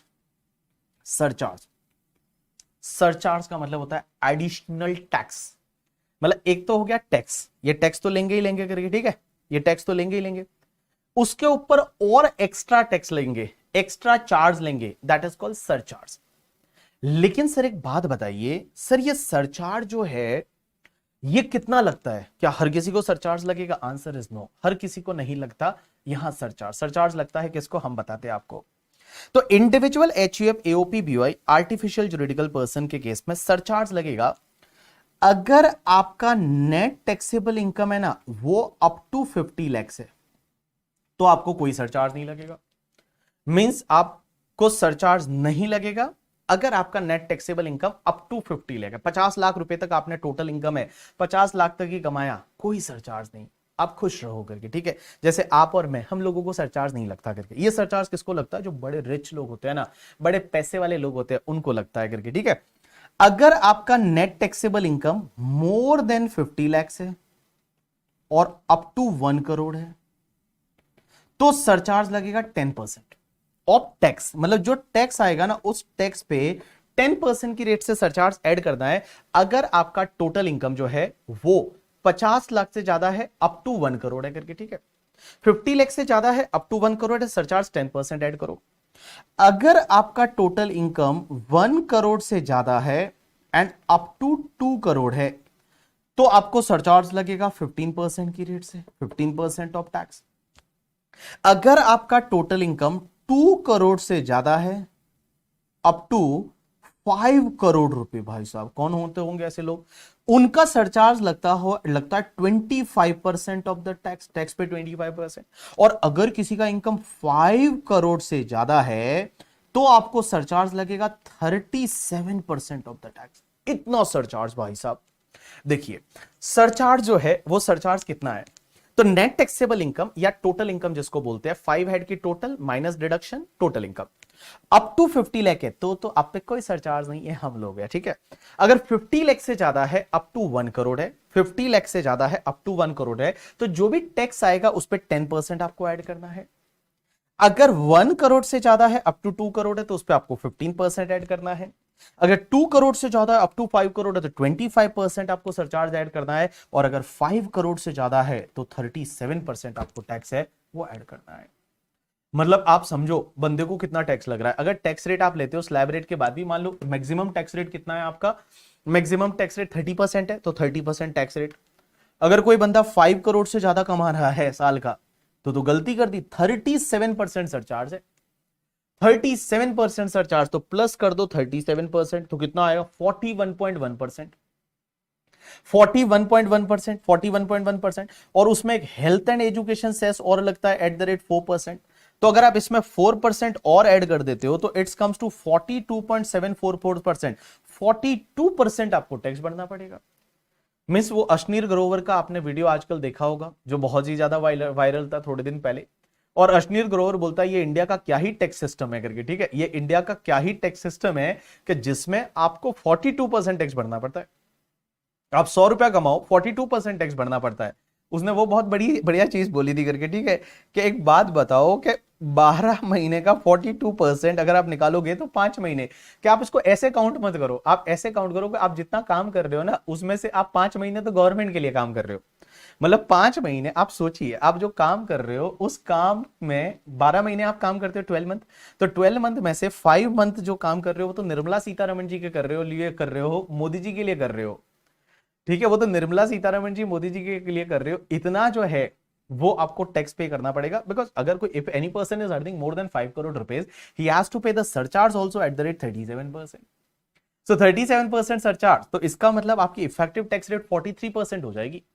43% effective tax rate, 5 month है वो आप जॉब कर रहे हो सिर्फ गवर्नमेंट के लिए। If you are earning more than 5 crore तो 5 महीना जो है वो आप काम कर रहे हो किसके लिए, हमारी गवर्नमेंट के लिए। वहां अश्नीर ग्रोवर ने बोला कि आप एक काम करिए, टैक्स को कर दीजिए 20%, सबके लिए 20%, जो कमाओ उस पर 20% गवर्नमेंट को दे दो। समझ में आता है करके, ठीक है, इतना ज्यादा ज्यादा कोई टैक्स लेते होंगे क्या। चलिए, खुशी रुक जा बेटा, ठीक है, खुशी रुक जा। हाँ, तो एक बाकी 2 महीने हॉस्पिटल है, हॉस्पिटल बिल्स के लिए। उसके बाद जो आइटम खरीदो उस पे आपको जीएसटी और भरना है करके, ठीक है, आप समझो टैक्स ही टैक्स है करके, ठीक है। मैं बोलता गवर्नमेंट को टैक्स हमको दे देना चाहिए, इनकम खुद को ले लेनी चाहिए, ज्यादा बेटर है। टैक्स ही टैक्स है, उसके ऊपर कुछ भी खरीदो उस पर जीएसटी पे करो। फिर ये बोलता है आप तो 5 करोड़ से ज्यादा में आते हैं, अरे हम बेसिक एग्जामेशन 2.5 लाख वाले हैं करके, ठीक है। टीचर हमेशा से गरीब हुआ करते थे स्कूलों में, आपने देखा होगा करके, ठीक है।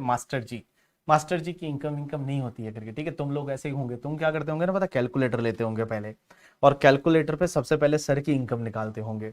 बोलते होंगे अच्छा एक बच्चे से कितना ले रहे हैं ये, अच्छा एक बच्चे से 14,500 रुपीज।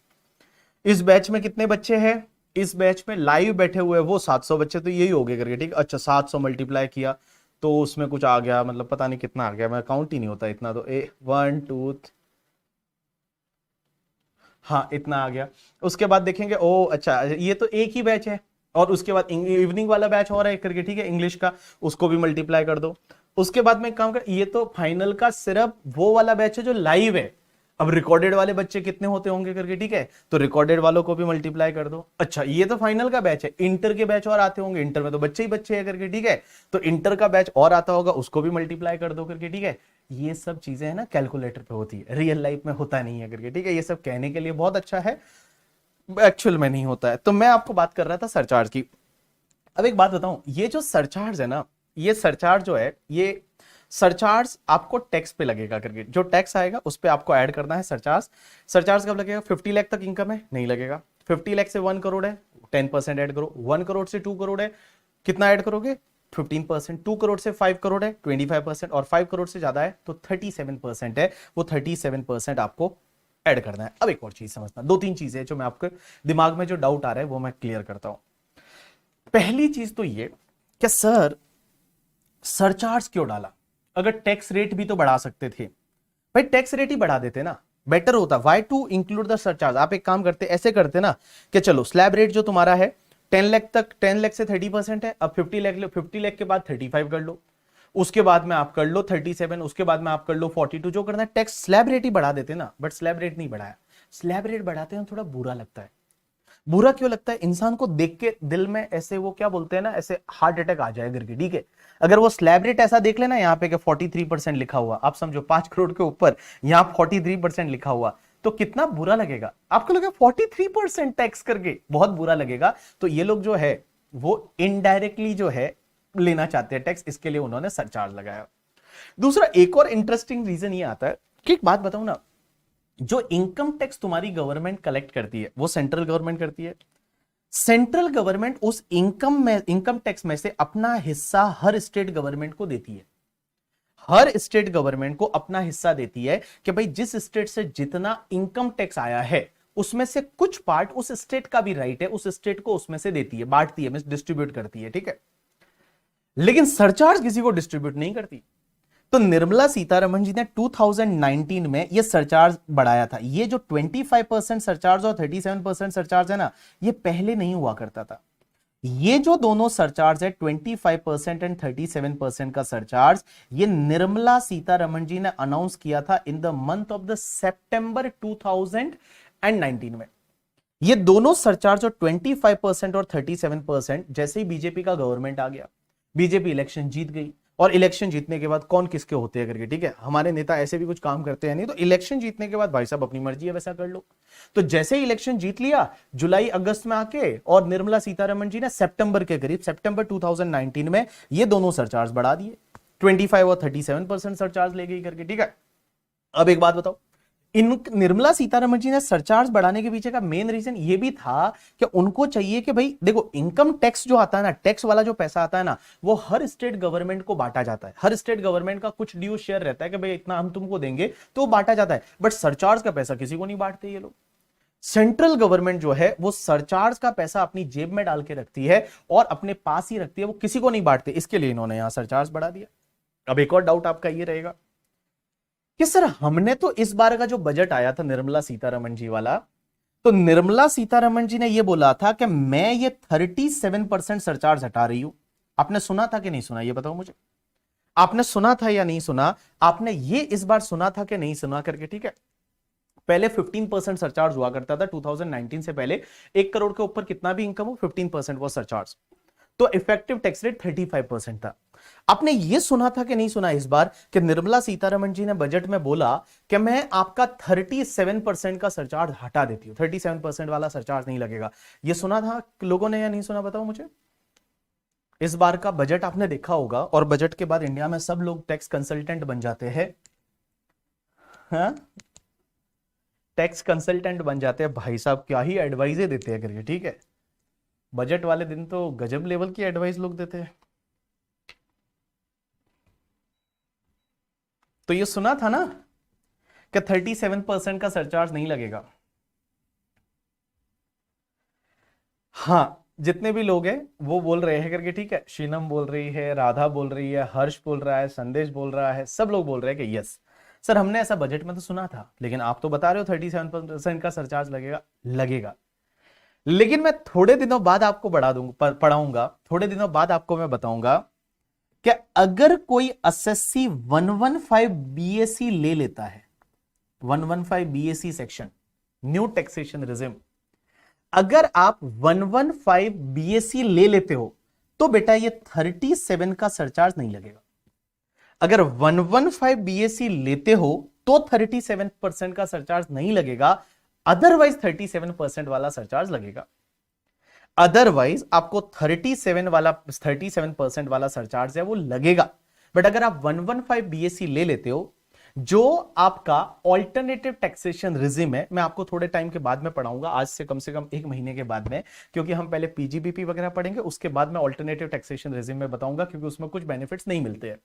तो 115 बीएससी अगर आप लेते हो तो आपको 37% का सरचार्ज नहीं लगेगा, अदरवाइज आपको 37% का सरचार्ज लगेगा। तो अब क्या 37% का सरचार्ज है? Answer is yes. अभी आपके लिए 37% का सरचार्ज है। जब हम जनरल टैक्स रेट डिस्कस कर रहे हैं तो आपको 37% का सरचार्ज है करके। चलिए अब एक बात समझिए, पहले आप टैक्स निकालिए, उसमें सरचार्ज ऐड कर दीजिए, उसके बाद ऑलवेज आपको health and education cess add करना है @4%। किसमें? टैक्स प्लस सरचार्ज, उसमें ऐड करना है health and education cess 4%। Always, always का मतलब हर बार आपको ये ऐड करना ही करना है। ऑलवेज 4% की रेट से आपका हेल्थ एंड एजुकेशन सेस रहेगा। अब आप मुझे बोलोगे health and education cess sir क्यों लिया जाता है? देखो, हेल्थ एंड एजुकेशन सेस है ना, सेस कभी भी क्यों लिया जाता है? जिसका यूज स्पेसिफिक होता है। जैसे इनकम टैक्स का है ना, वो कहीं भी यूज कर सकते हैं, वो मिलिट्री में यूज कर सकते हैं, एजुकेशन में यूज कर सकते हैं, हेल्थ सेक्टर में यूज कर सकते हैं, इंफ्रास्ट्रक्चर में यूज कर सकते हैं। लेकिन हेल्थ एंड एजुकेशन सेस के टूवर्ड जो 4% लिया जा रहा है, उसका यूज जो है ना, वो आपको सिर्फ एंड सिर्फ हेल्थ के लिए एंड एजुकेशन के लिए ही यूज करना पड़ेगा। मींस गवर्नमेंट उस पैसे को किसी और चीज के लिए यूज नहीं कर सकती। आज से 10 साल पहले एक किसान कल्याण सेस और हुआ करता था, कृषि कल्याण सेस एंड ऑल, तो उसका यूज उसी स्पेसिफिक मोटिव के लिए किया जाता है। तो कोई पर्टिकुलर मोटिव के लिए अगर उनको टैक्स लेना है तो वो लोग सेस लेते हैं, और वो सेस का जो यूज है वो सिर्फ एंड सिर्फ आप क्या करोगे, उस पर्पस के लिए ही यूज करोगे। तो यहां पे हेल्थ एंड एजुकेशन सेस है वो आपका 4% ऑलवेज लिया जाएगा। तो चलिए एक बार के लिए फटाफट जितना पढ़ा उसको एक बार रिवाइज करते हैं। बुक वगैरह में आपको देखने की जरूरत नहीं है। इधर देखिए सब लोग, सबसे पहली चीज मैंने आपको बताया tax rate. General tax rate पढ़ रहे हैं, नॉर्मल टैक्स रेट पढ़ रहे हैं, individual, HUF, AOP, BOI, artificial juridical person up to 2,50,000 dash पे dash 250 to 5 lakh 5%, 5 lakh to 10 lakh 20%, more than 10 lakh 30%। Senior citizen, resident individual age 60 years और more in previous year up to 3 lakh dash पे dash 3 lakh to 5 lakh 5%, 5 lakh to 10 lakh 5 lakh to 10 lakh 20%, more than 10 lakh 30%. Super senior citizen, resident individual, age 80 years or more in previous year, up to 5 lakh dash पे dash 5 lakh to 10 lakh 20%, more than 10 lakh 30%. Surcharge लगेगा? Answer is yes लगेगा। लेकिन एक चीज समझना, surcharge अगर आपकी net taxable income, total income 50 lakh तक है तो सरचार्ज नहीं लगेगा। मिस आप और मेरे को खुश हो रहा है, हमको नहीं लगेगा सरचार्ज। 50 लाख से लेके 1 करोड़ है तो 10% सरचार्ज लगेगा। 1 करोड़ से भी ज्यादा है, अप टू आपका 2 करोड़ है तो 15% सरचार्ज लगेगा। 2 करोड़ से 5 करोड़ है तो 25% सरचार्ज लगेगा, और 5 करोड़ से ज्यादा है तो 37% सरचार्ज लगेगा। हेल्थ एंड एजुकेशन से आपको 4% ऐड करना है। अब एक बात बताओ, इधर देखो, मेरी तरफ देखो, मेरी तरफ देखो, मेरी तरफ देखो, मेरी तरफ देखो, मेरी तरफ देखो आप लोग। मैं बोल रहा हूं सरचार्ज कितना लगेगा। नेट टैक्सेबल इनकम 50 से 1 करोड़ है तो 10%, 15%, 25%, 37%। ये जो दोनों सरचार्ज है ना, 25% एंड 37%, ये निर्मला सीतारमण जी ने लाए थे अप्रोक्स सितंबर 2019 में। अब जैसे ही ये सरचार्ज आए ना, ये वाले दोनों ये सरचार्ज आए ना, उसके बाद शेयर मार्केट गिर गया। ये जैसे ही ये दोनों सरचार्ज आए 25% और 37% वाला, शेयर मार्केट डिप हो गया था, गिर गया था। मैं आपको अगर चाहिए तो मेरे पास अगर सेंसेक्स के बारे में अगर हो यहां पे तो मैं आपको इंडेक्स बताता हूं कि सेंसेक्स जो है अभी तो एकदम फायर है करके, ठीक है सेंसेक्स। बट अगर मैं बात करूं 2019 की, तो 2019 की अगर मैं बात करूं तो ये तो 2020 कोविड वाला डिप था, उसके पहले ये वाला डिप 2019 के आसपास सितंबर में एक डिप आया था। ये देखो जून में 40,000 चला गया था शेयर मार्केट, जुलाई में 40,000 था। यहां पे मैं देख रहा हूं, ये जुलाई देखो, ये जुलाई में 40,000 था शेयर मार्केट। 5 जुलाई को ये 40,000 के करीब शेयर मार्केट था। 5 जुलाई 2000, ये आपका ये यहां 40,000 था। मई में अच्छा था, ये जून में अच्छा था, ये देखो जून में अच्छा था। बट उसके बाद में आपने देखा 40,000 से एक थोड़ा यहां पे थोड़ा ब्रेकडाउन आता है और शेयर मार्केट नीचे गिर जाता है। अब यार मेरे को यहां से अच्छे से दिख नहीं रहा है वो चीज करके। ये देखिए ना 2019 में 40,000 था, 40,000 से ये गिरते गिरते गिरते गिरते वापस ये 37,000 आया, मतलब 3,000 पॉइंट नीचे गिर गया था। अब एक बात बताऊं, ये नीचे गिरने के पीछे एक रीजन जो है वो ये था 25% एंड 37% सरचार्ज। बिकॉज बहुत सारे लोगों ने बोला यार ये गलत है, 25% 37% सरचार्ज ऐसा कोई होता होगा क्या। तो बहुत सारे जो FII थे, FII फॉरेन इंस्टीट्यूशनल इन्वेस्टर, या जो HNI थे, हाई नेटवर्थ इंडिविजुअल, उन्होंने बोला कि ये गलत है, इंडिया वाले जो है अब ये लूटना चाहते हैं अलग तरीके से, इन्होंने सरचार्ज बढ़ा दिया और ये गलत है, हम शेयर मार्केट से बाहर जाते हैं।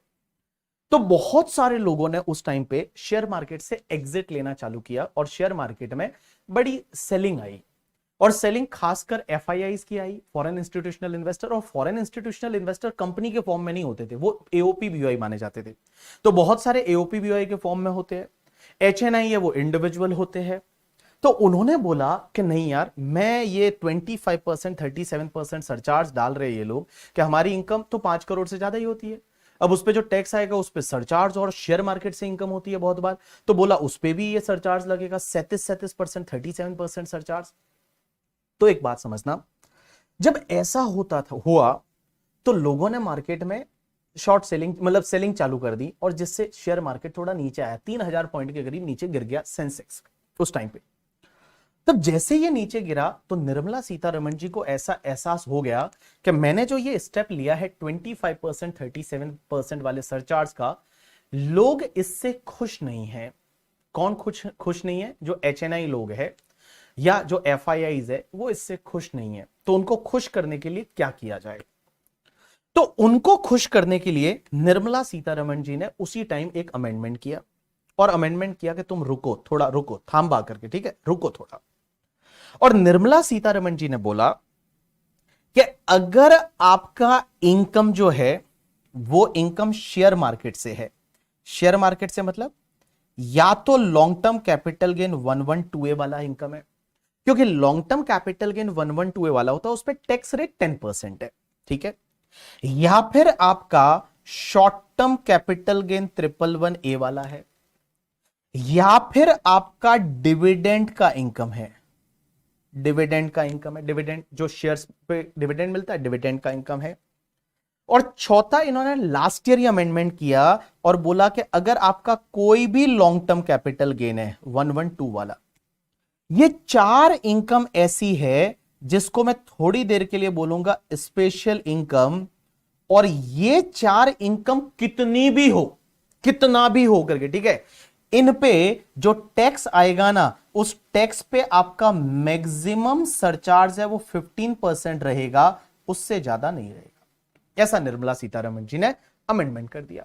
वापस से सुनना, देखो, पहले तो मैं क्या बता रहा था सरचार्ज कैसे है, पहले तो मैं क्या बता रहा था सरचार्ज कैसे है कि नेट टैक्सेबल इनकम इप टू 50 लाख है तो कोई सरचार्ज नहीं, 50 से 1 करोड़ 10%, 1 करोड़ से 2 करोड़ है 15%, 2 करोड़ से 5 करोड़ 25% और 37% 5 करोड़ से ज्यादा। लेकिन निर्मला सीतारमण जी ने एक अमेंडमेंट किया। यह अमेंडमेंट इसलिए किया कि शेयर मार्केट में थोड़ी नाराजगी थी, HNI है उसमें नाराजगी थी, FII है उनको नाराजगी थी। तो उन्होंने बोला कि तुम टेंशन मत लो, मैं तुम्हारे लिए हम कुछ करेंगे। और निर्मला सीतारमण जी ने एक अमेंडमेंट किया और बोला कि अगर आपका long term capital gain 112A वाला, ये long term capital gain 112A वाला शेयर मार्केट से लॉन्ग टर्म कैपिटल गेन, इस पे टैक्स लगता है 10% की रेट से in excess of the 1 lakh रुपए, या short term capital gain 111A वाला, इस पे 15% टैक्स लगता है, डिविडेंड की इनकम जिस पे नॉर्मल टैक्स रेट से टैक्स लगता है, और LTCG 112 जिस पे 20% से टैक्स लगता है। ये 4 इनकम ऐसी है जो कितनी भी हो, कितनी भी हो आपकी ये इनकम, भले 10 करोड़ 15 करोड़ 20 करोड़ कितना भी हो, हम इस पे मैक्सिमम सरचार्ज 15% ही लेंगे। मींस जो टैक्स आएगा उस पे मैक्सिमम सरचार्ज है वो 15% लेंगे, उससे ज्यादा सरचार्ज नहीं लेंगे। मींस मैक्सिमम सरचार्ज जो है वो मैक्सिमम सरचार्ज हम 15% ही लेंगे, उससे ज्यादा नहीं लेंगे। Maximum surcharge is 15%। चलो, अब आपका सबका ध्यान इधर होना चाहिए, और जो मैं अभी समझाने वाला हूं इसमें बहुत सारे बच्चों को दिक्कत आती है। आप एक बार में समझ लेना, एक बार में समझने की ट्राई कर लेना। आप अपनी बुक को बंद कर दीजिए, एक खजूर वो मोबाइल में देख रहा है करके, ठीक है, इधर देख ले यार, वो मोबाइल में देख रहा है अभी करके, ठीक है, वो उसका मैसेज करना रिप्लाई वो कर लेगी, डोंट वरी अबाउट दैट, ठीक है, वो उसका देख लेगी, बेटा तू अपना देख ले भाई, ठीक है, इधर देख ले भाई। हाँ, आप जो बैठे हो ना सब मुझे दिखते हो, पता है तुमको, तुमको ये लगता होगा कि हम जो बैठे हैं हम नहीं दिखते होंगे सर को, हमने एक खुफिया कैमरा लगा रखा है करके, ठीक है, तो हमको सब पता चलता है कौन बच्चा नहा के बैठा है, कौन कैसे बैठा है, कौन क्या खा रहा है करके, ठीक है, कौन ऐसे सोते सोते देख रहा है, कौन बुक देख रहा है, सब हमको पता चलता है, ठीक है। तो कुछ भी ऐसा ना करे जिससे कि थोड़ा आपको शर्मिंदा होना पड़े, तो इधर देख लो आप, ठीक है। चलिए इधर देखिए सब लोग, अब इधर देखिए, आपका ध्यान इधर होना चाहिए, ठीक है, इधर इधर इधर इधर, हाँ चलो, हाँ, ये बोलता है उठी नहीं है मेरी वाली तो करके, ठीक है, कौन से तेरी वाली रे, हाँ बेटा चली जाएगी, ध्यान रखना करके, ठीक है, होने वाला है तुम्हारा ब्रेकअप पक्का वाला 101%, तुम्हारी कुंडली में लिखी हुई नहीं है। ये बोलता है हम फाइनल के बच्चे हैं, हमको बच्चा मत समझो। अरे तो बच्चे तो तुम ही तो बोल रहे हो हम फाइनल के बच्चे हैं, ठीक है। ये बोलता है बताओ मैंने क्या कपड़े पहन रखे हैं करके, ठीक है, प्राइवेसी नेम की भी चीज होनी चाहिए करके, ठीक है, तुम्हारी प्राइवेसी क्या है हमको पता है, हमको मत बताओ करके, ठीक है, हमको मत सिखाओ, डोंट टीच योर टीचर। इधर देख ले। चलो अब मैं आपको जो समझाने वाला हूं दैट इज द, इधर देखो, एक ध्यान देना, क्योंकि ये वाला कॉन्सेप्ट है ना बहुत सारे बच्चों को नहीं समझता है, मतलब बहुत सारे बच्चों ने कंफ्यूज हो बोलो क्या हुआ क्या हुआ, तो वैसा नहीं हो तुम्हारे साथ। तो इधर देख लो, मैं यहां पे एक एग्जांपल ले रहा हूं, इस एग्जांपल से अपन समझेंगे, ठीक है। चलिए सबसे पहले मैं यहां पे ले रहा हूं कि आपकी स्पेशल इनकम कितनी है। स्पेशल इनकम कौन सी वाली, या तो 112 वाला long term capital gain, 112A वाला, 111A वाला, या डिविडेंड। ये जो 4 इनकम है इसको मैं स्पेशल इनकम बोलूंगा। उसके बाद अदर इनकम कितनी है, अदर इनकम कितनी है। उसके बाद यहां लिख रहा हूं मैं टोटल इनकम कितनी है, टोटल इनकम कितनी है। और लास्ट में मैं ले रहा हूं कि percentage of surcharge on special income जो रहेगा, स्पेशल इनकम का जो टैक्स रहेगा उस पे कितना सरचार्ज आएगा, और percentage of surcharge on other income. तो देखो मैंने कुछ कॉलम बनाए हैं, आपको कहीं नहीं देखना, सिर्फ आपको इधर ध्यान देना है। स्पेशल इनकम कितनी है, अदर इनकम कितनी है, तो टोटल इनकम कितनी हुई, and percentage of surcharge on special income and percentage of surcharge on other income. Other income मतलब आपकी बैलेंस इनकम। तो इधर सबका ध्यान होना चाहिए भैया। ये अगर मान लो आप मतलब ध्यान नहीं दिया करके, ठीक है, तो ये रह जाएगा कॉन्सेप्ट, और ये एग्जाम में आएगा एमसीक्यू में, ठीक है, ये एग्जाम में आएगा एमसीक्यू में। एक एमसीक्यू देंगे, उसमें कुछ इनकम देंगे, बोलेंगे टैक्स निकालो, और टैक्स निकालने के लिए सरचार्ज याद होना चाहिए। तो चलिए इधर ध्यान दीजिए सब लोग। सबसे पहले मान लो मेरी स्पेशल इनकम में से 112, 112A, 111A, डिविडेंड ये वाली, ये जो मेरी इनकम है वो 20 लाख है, 20 लाख है, और मेरी अदर इनकम भी 20 लाख ही है। तो मेरी टोटल इनकम कितनी हो गई, 40 लाख हो गई। भाई मेरी ये income 20 lakh special, other income भी 20 लाख, टोटल 40 लाख होगी। आप मुझे बताओ क्या सरचार्ज लगेगा, क्या सरचार्ज तो नहीं लगता ना। सरचार्ज के लिए आपको देखना पड़ता है ये टोटल इनकम, जो टोटल इनकम होती है, टोटल इनकम, ये टोटल इनकम अगर 50 लाख तक है तो आपको कोई सरचार्ज नहीं लगेगा, तो ये तो 50 लाख तक ही है, इसमें कोई भी सरचार्ज नहीं लगेगा। तो यहां पे आपका कोई भी सरचार्ज है वो नहीं लगेगा, कोई भी सरचार्ज नहीं लगेगा। लेकिन एक बात समझना, अगर आपकी स्पेशल इनकम है वो 45 लाख है और अदर इनकम भी 45 लाख ही है, तो टोटल हो गया आपका 90 लाख। एक बाबू एक बात बता, जब टोटल इनकम जो है वो 90 लाख है तो टैक्स तो आएगा, बट सरचार्ज कितना लगेगा। तो सरचार्ज में मैंने क्या बोला कि टोटल इनकम जो नेट टैक्सेबल इनकम है वो 50 लाख से ज्यादा है और अप टू 1 करोड़ है, तो आपको 10% की रेट से सरचार्ज लेना है। जो टैक्स आएगा उस पर 10% की रेट से सरचार्ज लगेगा, तो 10 तो लगेगा ही ना, उसमें क्या दिक्कत है। तो यहां पे आपका 10% की रेट से सरचार्ज, और ये जो अदर इनकम पे टैक्स रहेगा उस पर भी 10% की रेट से सरचार्ज।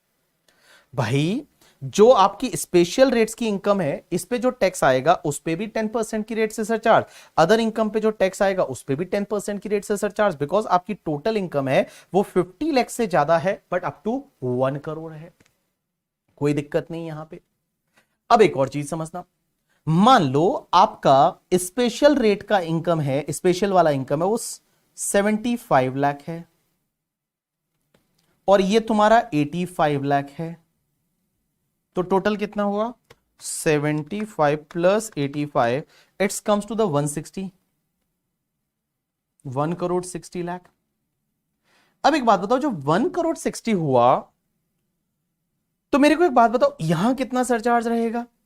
तो यहां सरचार्ज 1 करोड़ 60 लाख है, मींस 1 करोड़ से ज्यादा है, अप टू 2 करोड़ है, तो अब तक तो कोई देखना ही नहीं, तब तक तो 15% सरचार्ज रहेगा, तो 15% लगा लो। तो जो भी टैक्स आएगा उस टैक्स पे आपका जो सरचार्ज है यहां पे 15% और यहां पे भी 15%, में जो स्पेशल रेट्स की इनकम होगी उस पे भी 15%, जो नॉर्मल रेट की इनकम रहेगी उस पे भी 15% सरचार्ज ले लो। देखो 2 करोड़ तक आपका इनकम है तब तक कोई दिक्कत ही नहीं है, 2 करोड़ तक आपका इनकम है तब तक कोई दिक्कत ही नहीं है करके, ठीक है, यहां पे कोई दिक्कत नहीं है।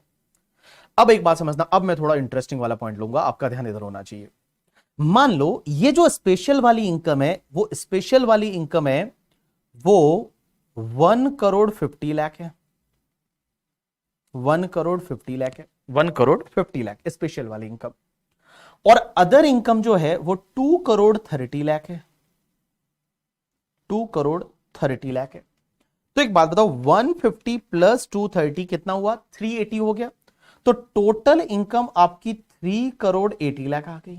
अब ध्यान देना, यहां पे ध्यान देना सब लोग, यहां पे ध्यान देना, टोटल इनकम जो है वो आपकी 3 करोड़ 80 लाख आ गई, 3 करोड़ 80। तो 3 करोड़ 80 आई तो हमने तो क्या पढ़ा था सरचार्ज में कि अगर 2 करोड़ से इनकम ज्यादा है, अप टू 5 करोड़ है, तो आपको 25% सरचार्ज लेना है। लेकिन फिर मैंने आपको क्या बताया था कि बेटा ये 4 इनकम का टैक्स जो आएगा, ये 4 इनकम कितनी भी हो ये 4 इनकम, इन पे जो टैक्स आएगा उस पे मैक्सिमम सरचार्ज 15% ही रहेगा। इन पे जो टैक्स आएगा, इस पे जो टैक्स आएगा, मैक्सिमम सरचार्ज आपका 15% ही रहेगा। तो इसका मतलब ये हुआ, एक बात बताओ, ये आपकी total income even more than 2 crore है। बट ये स्पेशल रेट वाली जो इनकम है, 4 इनकम स्पेशल इनकम, कौन सी? LTCG 112, LTCG 112A, STCG 111 and dividend. इस पे जो भी टैक्स आएगा ना, उस टैक्स पे आपका जो सरचार्ज है वो मैक्सिमम 15% ही रहेगा। तो बेटा इस पे जो मैक्सिमम सरचार्ज है वो तो स्पेशल रेट्स का इनकम, स्पेशल इनकम जो है उस पे जो टैक्स आएगा उस पे सरचार्ज 15%, इस पे 15%। लेकिन एक बात बताओ, आपकी जो अदर इनकम है, वो अदर इनकम जो है, वो अदर इनकम, एक बात बताओ, यहां टोटल इनकम 2 करोड़ से ज्यादा है। अब आपको यहां पे ये देखना है कि टोटल इनकम 2 करोड़ से ज्यादा है, लेकिन अदर इनकम अपने आप में 2 करोड़ से ज्यादा है। ये जो अदर इनकम है वो तो अपने आप में 2 करोड़ से ज्यादा है। तो अदर इनकम पे जो टैक्स आएगा उस पे सरचार्ज रहेगा 25%। उस पे सरचार्ज रहेगा 25% रहेगा। कितना रहेगा? 25%। तो उस पे जो टैक्स आएगा, उस पे जो सरचार्ज है वो आपका 25% की रेट से रहेगा। लेकिन अब एक और इंटरेस्टिंग चीज लेता हूं, इधर देखना अगले एग्जांपल में, कि मान लो आपका ये वाला इनकम जो है, स्पेशल इनकम 1 करोड़ है। ये ध्यान देना, अब 1 करोड़ है, 1 करोड़ ही है, लिखना ही नहीं आता, 1 करोड़ है। दूसरा वाला ये आपका 1 करोड़ 70 लाख है। तो मुझे एक बात बताओ, टोटल कितना हुआ? 2 करोड़ 70 लाख। स्नेहा इधर देखो, 2 करोड़ 70 लाख हुआ। अब मुझे एक बात बताओ, अब सरचार्ज कैसे आएगा? तो बेटा 2 करोड़ 70 में टोटल तो 2 करोड़ से ज्यादा है ना, total is more than 2 crore. तो टोटल 2 करोड़ से ज्यादा है तो आप बोलोगे यहां तो 25% सरचार्ज आना चाहिए। लेकिन एक बात बताओ, जो ये स्पेशल इनकम है, इस पे जो भी टैक्स आएगा उस पे मैक्सिमम सरचार्ज कितना आएगा? 15%। तो चलो मैं उस पे तो 15% ले लेता हूं। अब एक बात बताओ, एक चीज ध्यान रखना यहां पे, अब मेरे वर्ड्स पे ध्यान देना, सब लोग इधर ध्यान देना, इधर ध्यान देना, अब मेरे वर्ड्स पे ध्यान देना। यहां पे मैं बोल रहा हूं कि टोटल 2 करोड़ 70 लाख है, टोटल 2 करोड़ 70 लाख है, मींस 2 करोड़ से ज्यादा है। एक बात बताओ, ये जो टोटल इनकम 2 करोड़ से ज्यादा है, क्या ये स्पेशल इनकम की वजह से है? क्या ये स्पेशल इनकम की वजह से है या नहीं? Answer is yes. एक बात बताओ, this total income, your NTI, net taxable income, total income, total income, ये टोटल इनकम 2 करोड़ से ज्यादा है, इसमें क्या स्पेशल इनकम का हाथ है? स्पेशल इनकम की वजह से है। आंसर इज यस, बिकॉज हमारा अदर इनकम तो सिर्फ 1 करोड़ 70 था।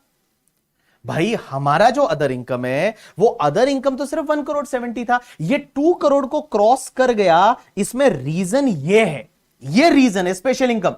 तो लॉ मेकर्स बोलते हैं टेंशन मत लो, अगर इस स्पेशल इनकम की वजह से आपकी टोटल इनकम 2 करोड़ को क्रॉस करती है तो डोंट वरी, जो अदर इनकम पे टैक्स आएगा ना, वो अदर इनकम पे टैक्स पे सरचार्ज हम 15% ही लेंगे। अदर इनकम पे जो टैक्स आएगा उस पे हम सरचार्ज 15% की रेट से ही लेंगे। आप बोलोगे सर ये ऊपर वाले में ऐसा क्यों नहीं किया? भाई एक बात बताओ, ऊपर वाले में आपकी इनकम 2 करोड़ से ज्यादा थी टोटल, बट उसमें ये 2 करोड़ से ज्यादा थी, क्या इसमें रीजन ये स्पेशल इनकम था क्या? नहीं, स्पेशल इनकम नहीं था, क्योंकि आप देखोगे आपकी other income itself was more than 2 crore. Other income जो है वो अदर इनकम जो है वो other income itself more than like आपका 2 करोड़। तो अदर इनकम अपने आप में 2 करोड़ से ज्यादा था, तो उस पर्टिकुलर केस में आपका 25% सरचार्ज आएगा on the tax on the other income करके। ठीक है, अब एक बात समझिए, कोई बोल रहा है करके कुशल रुक जा करके, अभी तुमको समझ में आएगा करके। ठीक है, अभी कोमल अभी तुमको समझ में आएगा। एक बात बताओ, मैं आपको एक सिंपल सा अभी एक और एग्जांपल लेता हूं, उसके बाद में मैं आपको सिंपल सी चीज बता, एक और एग्जांपल लेता हूं, रुक जाइए, एक और एग्जांपल लेता हूं, एक और एग्जांपल। अनु, कोमल, कुशल, एक चीज समझो, हमेशा आपको देखना तो टोटल इनकम ही है ना।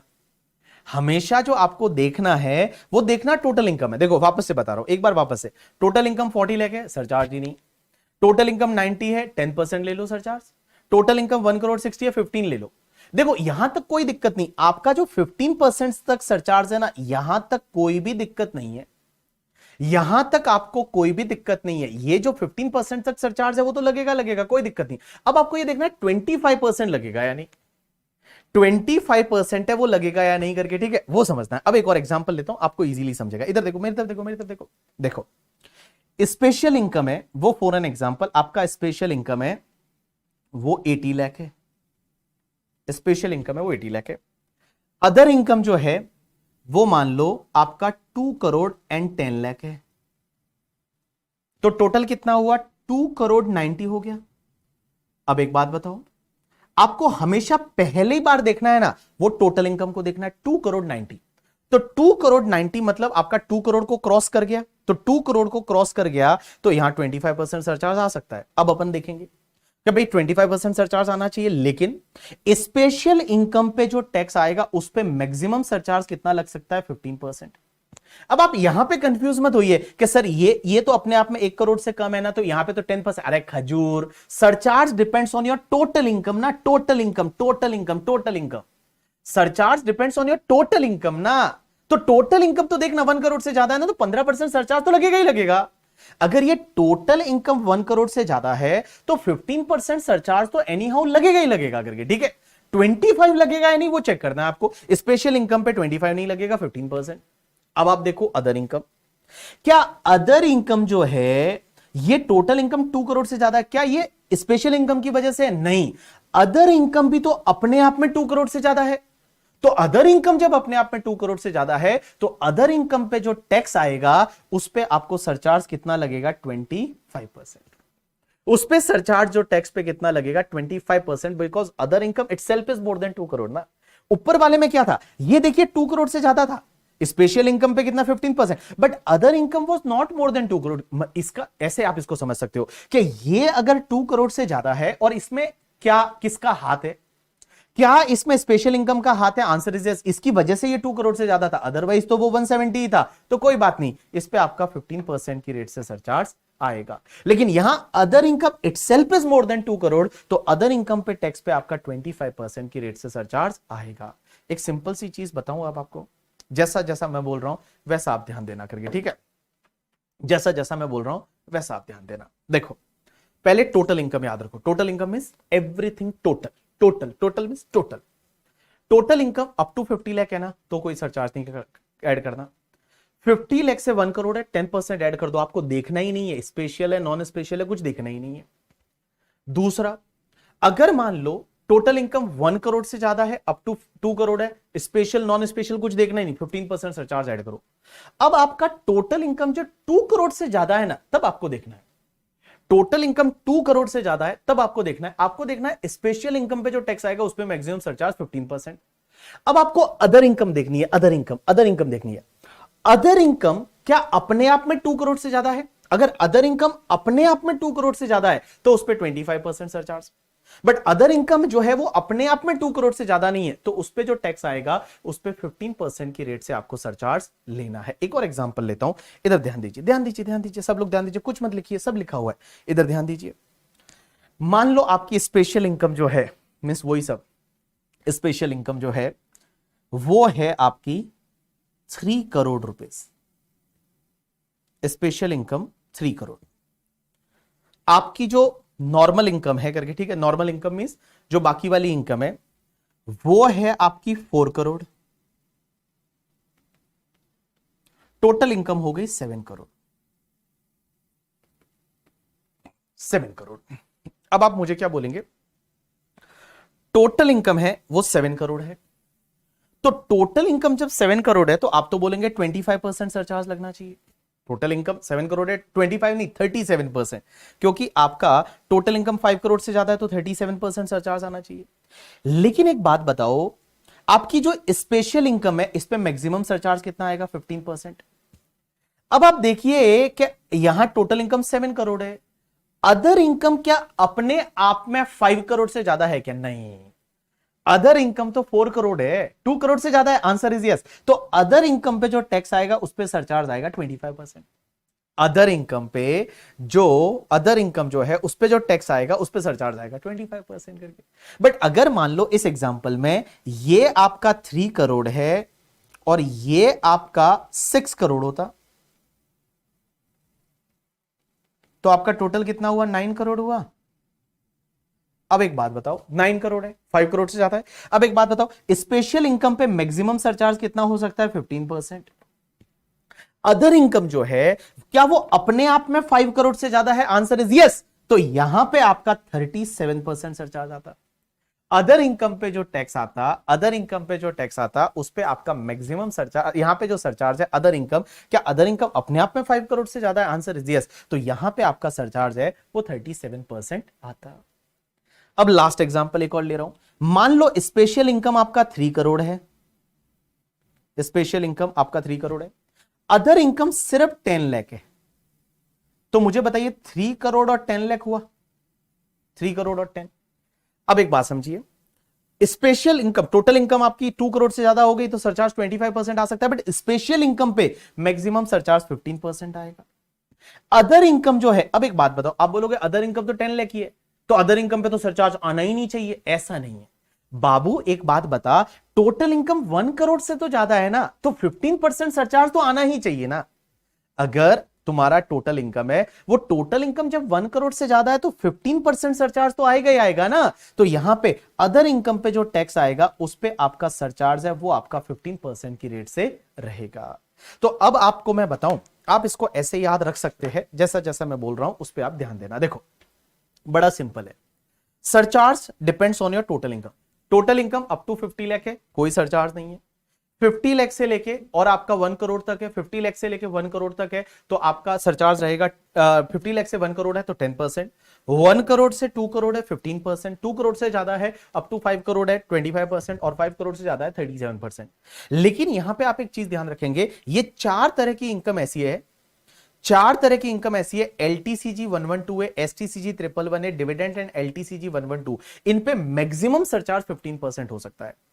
अब एक बात समझिए, मैंने बुक में कैसे दे रखा है, तो आपके पास ये बुक रहेगा, आप यहां से इसको रीड करना चालू करेंगे, ये वाला पार्ट भी रीड करेंगे। मैंने इसको बहुत ही इजी लैंग्वेज में यहां समझा रखा है और इसके बाद में मैंने ये एग्जाम्पल दे रखा है जो बहुत ही इजी लैंग्वेज में है, वो मैंने एग्जाम्पल दे रखा है। मैं आपको केसेस वापस यहां दे रखे, आप इसको वापस रीड करेंगे। आपको नहीं समझता, मैं हूं ना, मैं ब्रेक दे रहा हूं, ब्रेक में ब्रेक नहीं होगा, ब्रेक है वो आपका रीडिंग ब्रेक होगा। तो देखिए कैसे आपको समझना, देखो आपको देखना है total income, total income up to 50 lakh करके, ठीक है, कोई सरचार्ज नहीं। Total income means including special income है। Total income more than 50 lakh up to 1 crore है, 10% ऑन टैक्स ले लीजिए। Total income more than 1 crore up to 2 crore, 15% on tax ले लीजिए। यहां तक सब एकदम नॉर्मल है, यहां तक एकदम नॉर्मल है।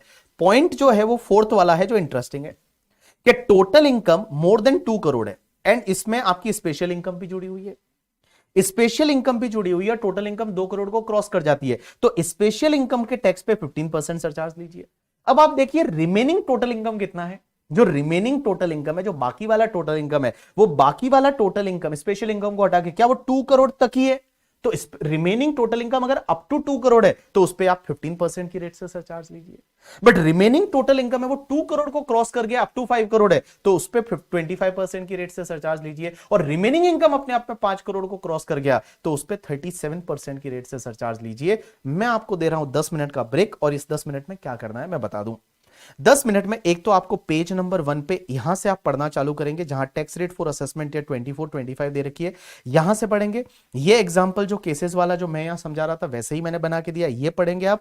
और इतना पढ़ने के बाद उसके बाद आपकी बुक में पेज नंबर 5 पे 2 एग्जाम्पल दे रखे हैं, उसमें एग्जाम्पल नंबर 1 आप करेंगे, बस एग्जाम्पल नंबर 1 करेंगे और उसके बाद टेस्ट, एग्जाम्पल नंबर 2 मत करना, एग्जाम्पल नंबर 1 करेंगे और टेस्ट योर सेल्फ में आप जो एसके वाला एग्जाम्पल है वो करने की ट्राई करेंगे और देव वाला एग्जाम्पल करने की ट्राई करेंगे, ठीक है। नहीं होता है कोई बात नहीं है, ब्रेक के बाद मैं करवाऊंगा करके, ठीक है, ब्रेक के बाद मैं करवाऊंगा। तो मैंने क्या बोला, एक तो एग्जाम्पल नंबर 1 चेक करेंगे जिसका सॉल्यूशन मैंने दे रखा है, उसके बाद में एग्जाम्पल नंबर 2 को मत छेड़िए, आप करें 2 मैं कराऊंगा।